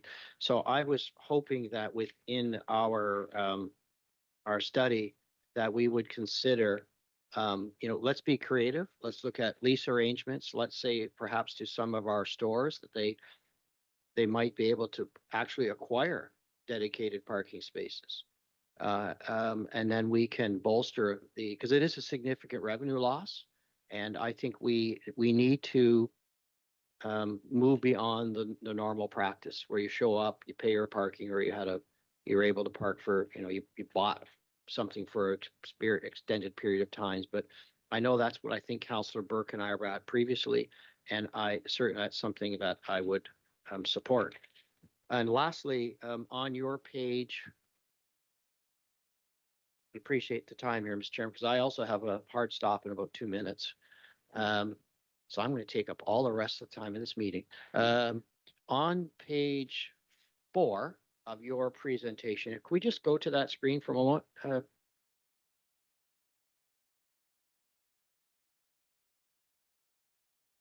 What was it?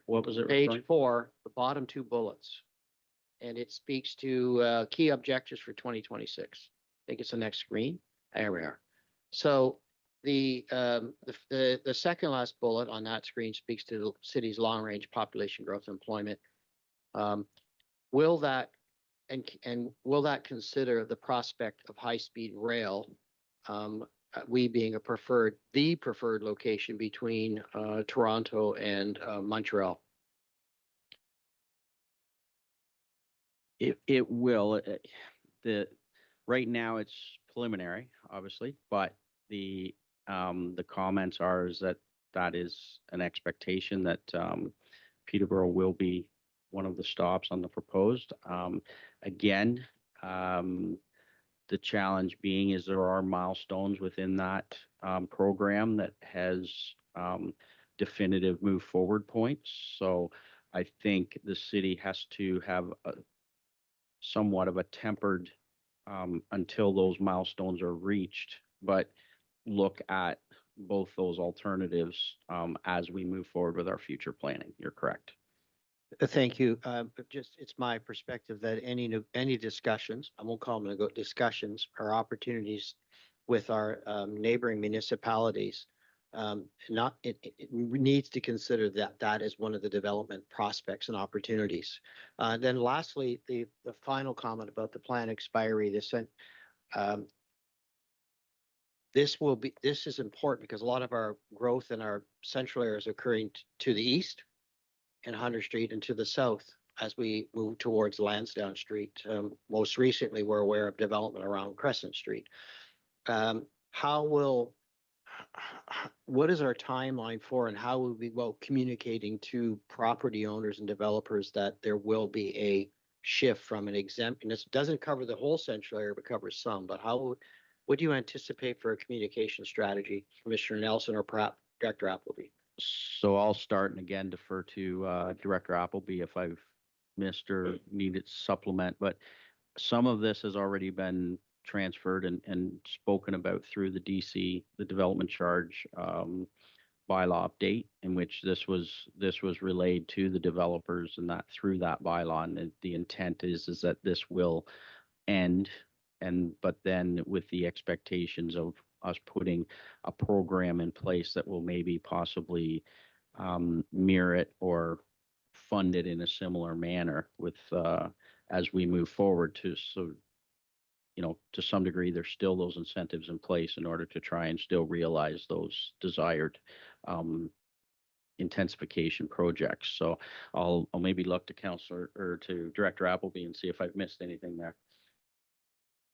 Through the chair, what I would suggest is that we have, fairly limited options in terms of how we can provide incentives, but the main one that we would use is a community improvement plan. And of course, what we have a central area community improvement plan right now. And so what I would envision is going through a process to update or amend that CIP, which is a public process. It'll have consultation. It requires approval through council. To be able to come up with an alternative to what we currently have, which is the exemption that's built right into the development charge bylaw. Thank you, Chair Crowley. The reason I inquired, I think it's a timing exercise vis-a-vis the community improvement plan and the DC exemption. The DC exemption's proposed to conclude the end of this year.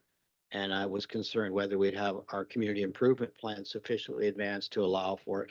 The other thing I think is important in terms of the DC charge, we need to be not unlike our parking strategy.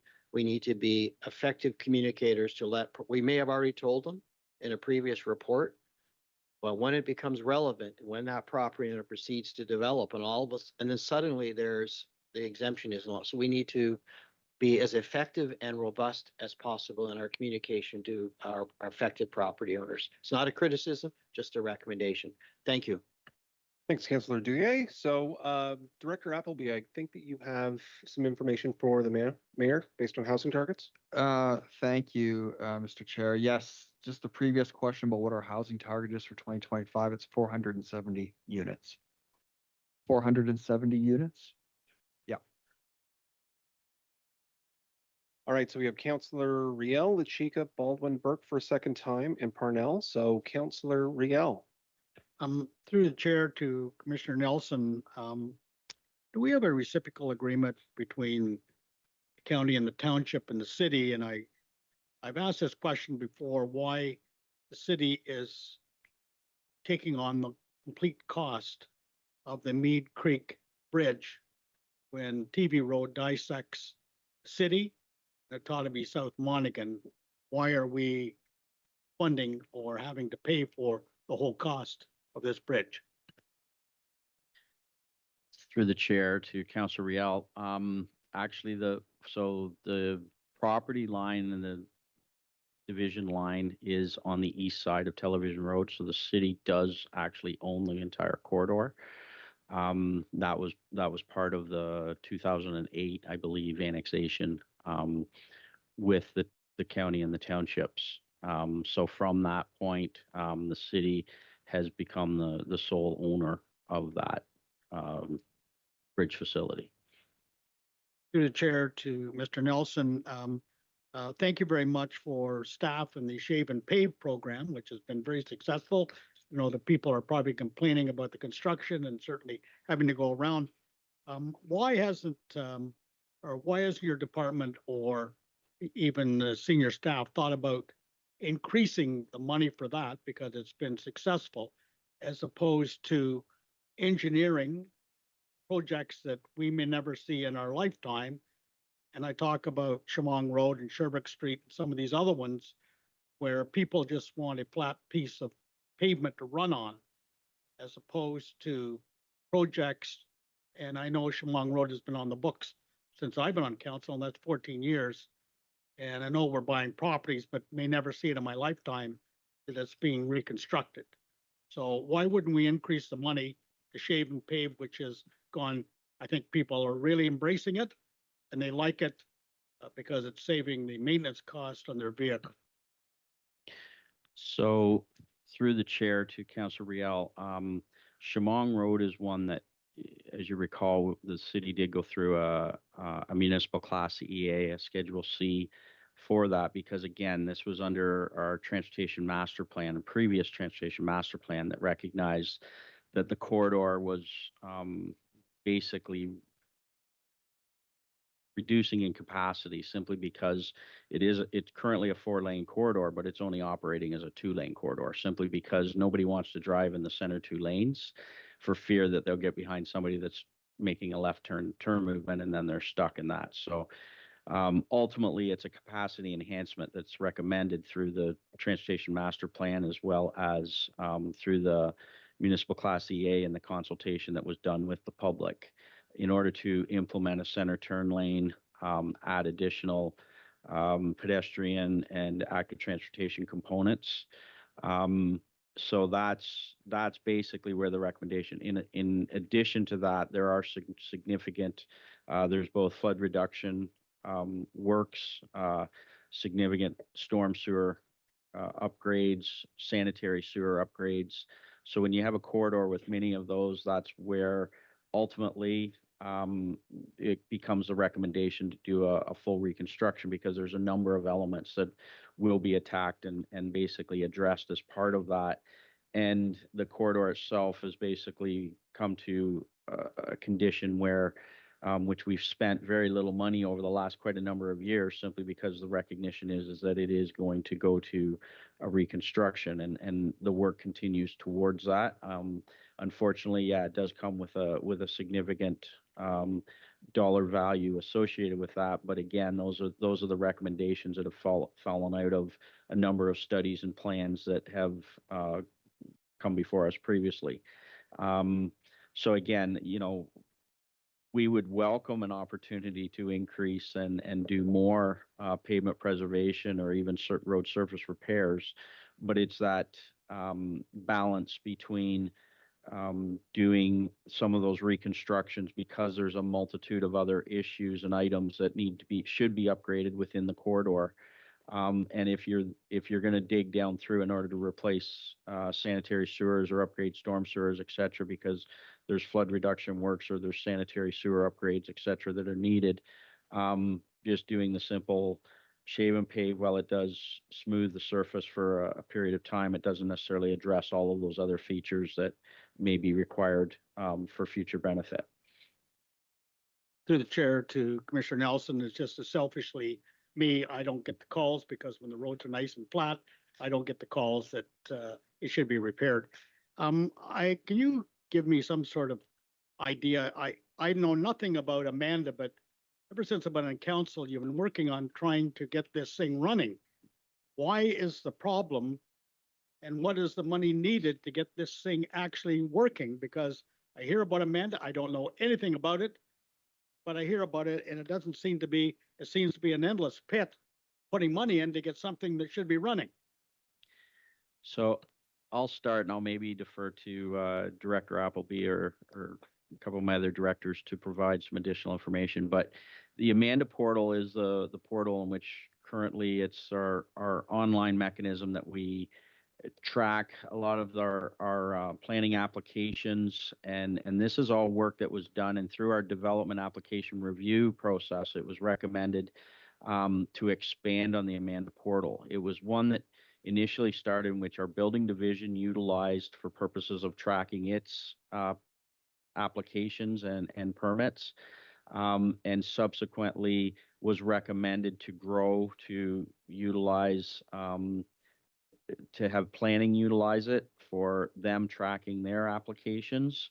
And there's further growth that is recommended through the Housing Accelerator Fund initiatives in order to help streamline. So it's been one that there's been some growth modules in various areas over time, and there's additional growth that is recommended through, and thus why there's some additional funding that is being put towards it, because there's efficiencies that are anticipated through the growth of those funding modules. But again, I'll defer if Director Appleby has anything additional to add to that.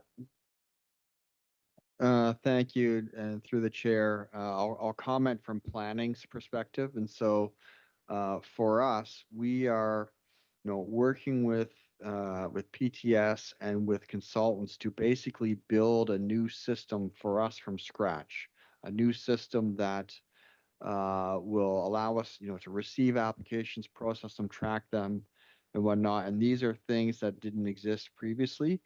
And so it's a really sort of slow, painstaking process to be able to do that. And it involves, kind of ironing out the details of what you want, building it, and then testing and testing and testing. And it's a continuous ongoing thing. And I'll tell you, it's a really significant kind of time effort. The other thing that I'll add just on the planning side of it is that through the process, with various changes at the provincial level on planning legislation, we've had to kind of, take some steps back in the development process. So, for example, earlier this year, I think we had brought a report forward saying that we needed to, or I think it was in December actually, where we were now eliminating the pre-consultation process in planning applications because the legislation had changed. Well, we had already gone so far down the road in the construction of this system to include the pre-consultation process in. And so now we had to, we lost many months of work because of that. So it's really, it's an ongoing kind of tedious process, but the benefit of doing it will be huge for us and the corporation as well once we get there, and we'll have a sort of a streamlined automated system that works for us and tracks what we need to track and allow us to be much more transparent with the community and the province as well. Councillor Riel, do you want to go back on the list? Fair enough. Through the chair to CEO Reyna, can you tell me what the synergies is between economic development and Commissioner Nelson's portfolio? Because I can't see any synergies between economic development and his infrastructure and planning. I just can't get that in my brain. Through you, Mr. Chair. Thank you for the question. Economic development is a part and parcel of the planning department, because if you do the benchmarking, and the majority of the municipalities, this portfolio resides within the planning department. And there are synergies, because one of the challenges for us is the employment lands and future growth management, which comes under the planning purview. So that's why this, one of the question when we used to have the PICET on the previous Peterborough Quattara economic development, and during my discussions with the staff there, one of the thing was no synergies between the that department and our planning department. So whenever we used to ask questions, they used to, I don't know, excuse me. And that's the scenario we have dealt with. So no, with economic development in the planning section, there is a total cohesion there, because it's all about the data, it's all about the growth projections, and that's why this division sits there. Thank you very much for the clarification, and I didn't want you to get off scot-free today either. My pleasure, sir. Thanks, Councillor Riel. We have Councillor LaChica. Thank you very much, Chair Crowley. Through you to Commissioner Laidman, Always appreciate our meetings together and all the information that is exchanged. And thanks for your good communication. I just wanted to ask, we were involved in an intensive, at least the liaisons, where I know all of council received some training on the community planning permit system. That's the first bullet that's mentioned on the key objectives list for 26. My question is this: because a stage 3 development application would be something that's outside of the ordinary, and that would need to be something that would come to council for deliberation as opposed to stage 1 and stage 2. One of the benefits, if we look on the bright side of something that's outside the box and different than what we're used to, perhaps in building height, for example, one of the advantages for the city and the community would be the community benefits that would be negotiated in exchange, for example, for an extra level of height in a building.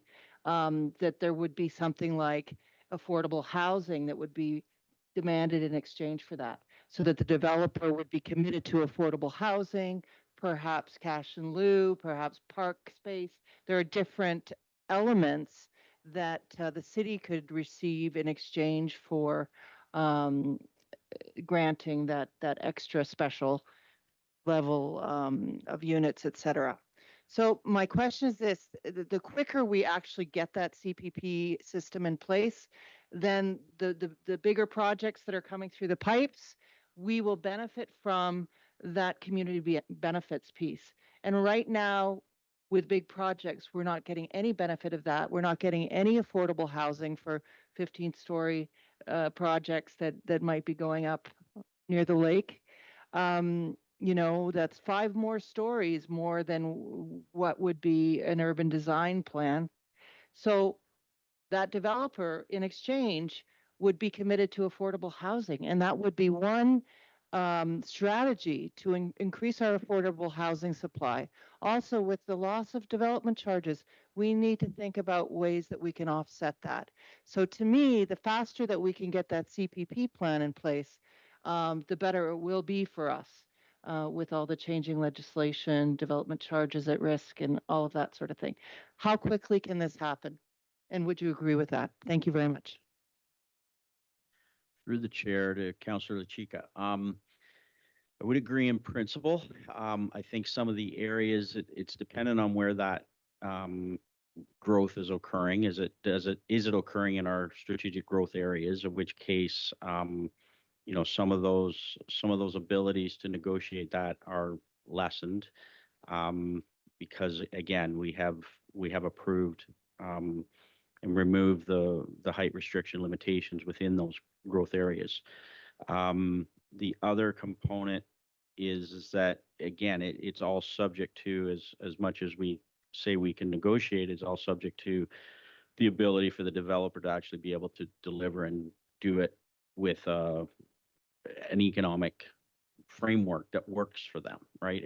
If the city's requesting something that just isn't financially viable or economically viable, then obviously the developer's probably not going to be able to deliver it. So it comes back to that whole point of negotiation. So it's definitely something that, is anticipated to come into play. From the timeline perspective, I think our timelines are fairly aggressive as it is to get it completed up in 2026. But again, I'll defer to Director Appleby if he has additional comments beyond that to comment. Through the chair, I'll just add to that. I think, the timeline that we have, our intent is to get that program up and running April of next year. And, I'm expecting we'll make that, but there's a lot of work to be done, between now and then. And I don't really think it would be feasible for us to try and achieve it prior to that. Some of the biggest things that, we're going through a significant consultation right now, and leading into the fall, there'll be a draft official plan amendment, a draft bylaw for council and the community to consider. And that's where some of the things that you speak about, right? You know, like defining what those classes are, defining the types of things that we can negotiate, right? That's where some real heavy conversations are going to be had. And so, you know, we certainly need to take the time to get that right. Thank you very much. Thank you, Councilor LaChica. So I have Baldwin Burke, Parnell, and Mayor Leo for a second time. Councilor Baldwin. Thank you, Mr. Chair, and Commissioner Nelson, thank you very much for the overview. In looking at your presentation this morning, Larry, you've got many of the big numbers here. Lots of money and lots of responsibility, and I suspect that when these builds get done, a lot of the heavy lifting is underneath the pavement. There's a whole other world underneath there. And without that foundation and utilities and things, what occurs above the ground, we don't see, but it's absolutely imperative. The one capital project I haven't seen in your group, and Commissioner Simonovsky and I went for, we've done this twice now. We've done a bit of a road tour in Ashburn Ward, but we did venture over into, I wouldn't say enemy territory, but Councillor Parnell and Councillor Duguay's area, which was a Tonabee Ward. One of the things we noticed on our trip were the 23 cutouts of pavement on Locke Street in and around the Memorial Center. And I don't see the large project happening from Roger Nielsen Way going east on Lansdowne Street to Lock 19. Unless I've missed it, it's not there.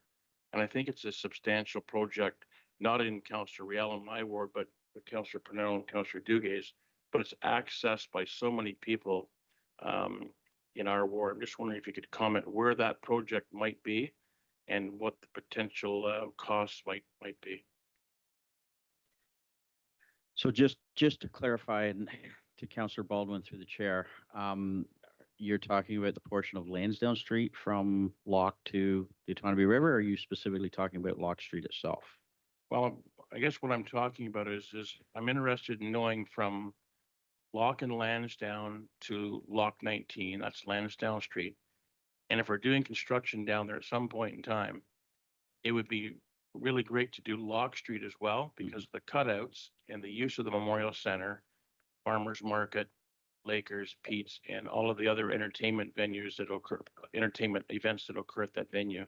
So that general area, again, Tonabee Ward, but I think it's a critical area for the community. So the Lansdowne portion of the work is included as part of future portions of, because it's part of the larger project that is Lansdowne Street from Park Street to the Otonabee River. So obviously the next phase that I currently spoke of is completing the reconstruction of the Park and Lansdowne intersection. Subsequent to that, there's a next future phase then, which is Lansdowne from George to past Locke. And it's currently looking, because there are some storm sewer components there that are challenging, that may take us all the way to Sherburne Street. And if we're there, so it becomes the question of doing that design and coming up with a plan. And if you're going that far, do you capture the remainder at the same time? But the recognition is trying to piece it such that it's in an affordable mechanism. Currently, we don't have anything that's currently that I'm aware of scheduled on Locke. However, that may very well become part of an exploration under our road surface repairs. Because again, it's looking at it from a perspective of trying to possibly capture it prior to it getting, and again, it could very well be at the point where it's borderline on getting too far gone, but again, recognizing our ability to afford to do the reconstruction versus possibly trying to do an interim measure of state of good repair to just try and extend the life before we have to expend on the bigger dollar value. Thanks for that, Commissioner. And through the chair, I'm pleased to hear that because the inside lanes of Lansdowne Street from Lock to Lock 19 are almost impassable now. And the section of Lock Street I'm referring to is from Lansdowne to McKellar Street. Those are where the 23 cutouts are. And when Commissioner Simonovsky and I went for our drive, I insisted that when we went down to the Otonabee area, that we drive in his vehicle and not mine. So thank you, Elmar, for that. And again, Commissioner, thank you very much for your detailed report. You've got a lot of foresight, and I appreciate very much you and your department. Thank you. Thanks, Councillor Baldwin. We have Councillor Burke for a second time. Chairman Crowley, thank you for recognizing me, and through you to Commissioner Nelson.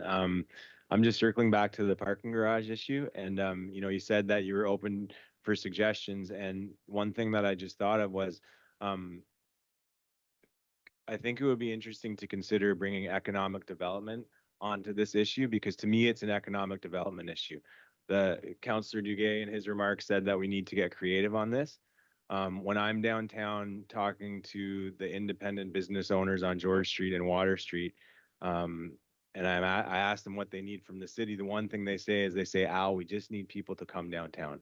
And so to me, to get people to fill those spaces and shop and go to the restaurants downtown, I think is important. And I think there's an economic development element to that issue we're seeing, which is a budget issue. So I think that would be interesting. And maybe through those conversations, we can really create some outside of the box ideas to really deal with this deficit. One suggestion would be to offer free parking for the summer. Summer months are really low in terms of traffic downtown, and people park. It's like a habit. The way you park to shop or to go to work is like a habit. So if we can develop the habit with new people by offering a free or discounted rate, maybe we can get more people using those spaces and realizing how convenient it is to have access to those garages, and it would help to increase the revenue from those spaces that we're maintaining at a significant cost. Through the chair to Councillor Burke, I don't disagree. The challenge being is that the issue that raised the question here is lack of revenue, and we're proposing to remove revenue in order to create revenue. Obviously it's a bit of a juxtaposition in terms of the chicken and the egg thing.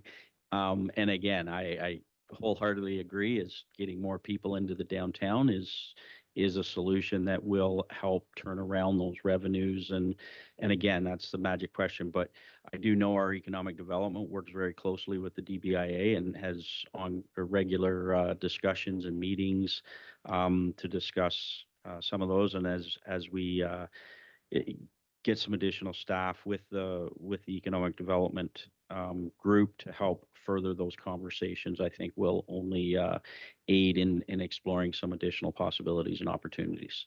So. Thank you, Councillor Burke. Councillor Parnell. Thank you, Mr. Chair, and through you, just three areas I want to touch on, please, and I'll be quick. I just want to state for the record that I will be watching the Lansdowne Street West project very closely, as I've been asking about this, I think since the day I came onto council. And so it is very important, and it cannot continue to be pushed out. We have a petition coming from the residents of the area and the businesses, just to keep this in focus, and then let's get this done. There are numerous residents, businesses in that area, travelers, thousands and thousands of travelers every day, a high school, a school board, our new police station, all using that area. So that has to stay on the radar and keep moving ahead. I do have two questions about other projects. Now, one is at the wastewater treatment plant, which I know belongs to municipal operations, but we have this big project to deal with our snow dump there. And I am aware that we had applied for some, I believe, federal money for that project to do the proper engineering and then reforest. So can you, Commissioner, or perhaps municipal operations, tell me where that grant application is and where is that project now? So I will indicate and apologize through the chair to Councillor Purnell. Um, that is the upgrade at the snow storage facility. Currently, the design is complete. We have applied and have received our environmental compliance approval to move forward with that. The indication, because that grant currently represents approximately $1 million, and unfortunately, through staff have been following up, we have not heard anything different other than the review of the grant is still pending. And that continues to be the response that we're getting through, I believe the funding opportunity is the Green Infrastructure Fund. So unfortunately, that's all I have at this time for that. But it will come to the point at which point we will have, it does have a timeline associated with it in terms of the approval of our ECA. And at some point we do have to move into construction, but it would be because we are told that if we move forward with any of the works that we would sterilize that funding application, and we would basically be giving up on that funding application. But at some point we will have to make a decision to move forward or not. Well, we will have to move forward, but I understand we don't want to give up $1 million. We need that money. So I am happy to hear that it's still pending. And this is another one where Ashburn and Atonby, we're friends. You're welcome anytime. Councillor Baldwin and Atonby, just so you know. The other question I had was about the Kingsway, Queensway. That there's a lot of infrastructure work that needs to be done there. We don't even do ditching or anything, and the roads are failing, and it's a significant industrial area for us. I also understand that we have put in a grant application for that. Where is that project in our list, please?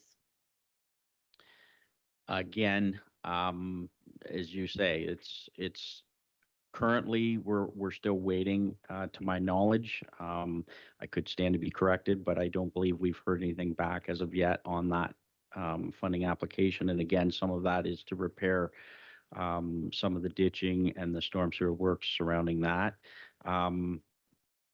Just another project in the extremely long list of infrastructure upgrades that are pending and need some attention within the city, but unfortunately every dollar has about 10 strings on it, pulling it in different directions. So this is the challenge that we constantly are looking at in terms of what's available. But again, unfortunately, I don't have a whole lot more information than that. I can possibly follow up with other staff if there's a further update, but at this time, that's all I have. Okay, I'm just really interested to know if that money is still available to us and if there's a timeline on that. These are important things also. Thank you very much, Mr. Chair. Thank you, Councillor Parnell. So to finish up, we have Mayor Leal for a second time. Thanks very much, Mr. Chair. Just a quick question to Mr. Appleby. Mr. Appleby, we just confirmed that under the Build Better Faster Act, that infrastructure funding from the province of Ontario is tied to meeting housing targets. Is that correct? Through the chair, in terms of the Building Faster Fund, funding that we would receive is tied to meeting our housing targets. Thank you, Mayor. All right, so it looks like we don't have any other speakers. So we do have a motion on the floor. I would need a mover, Councillor Parnell. So that the report would be received for information. So I guess we need to go to a vote.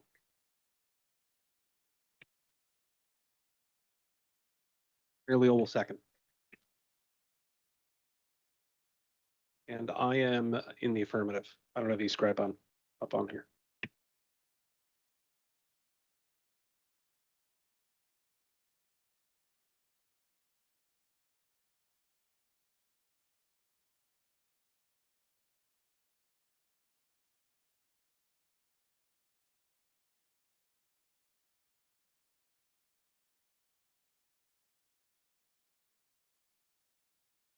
That's carried. Okay, so we're moving to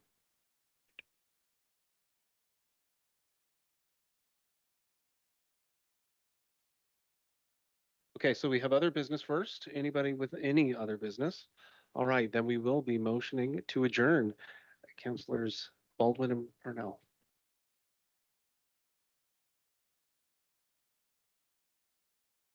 Mayor Leal is in affirmative, as am I.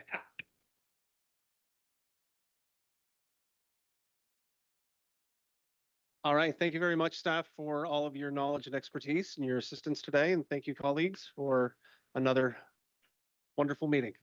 Thank you.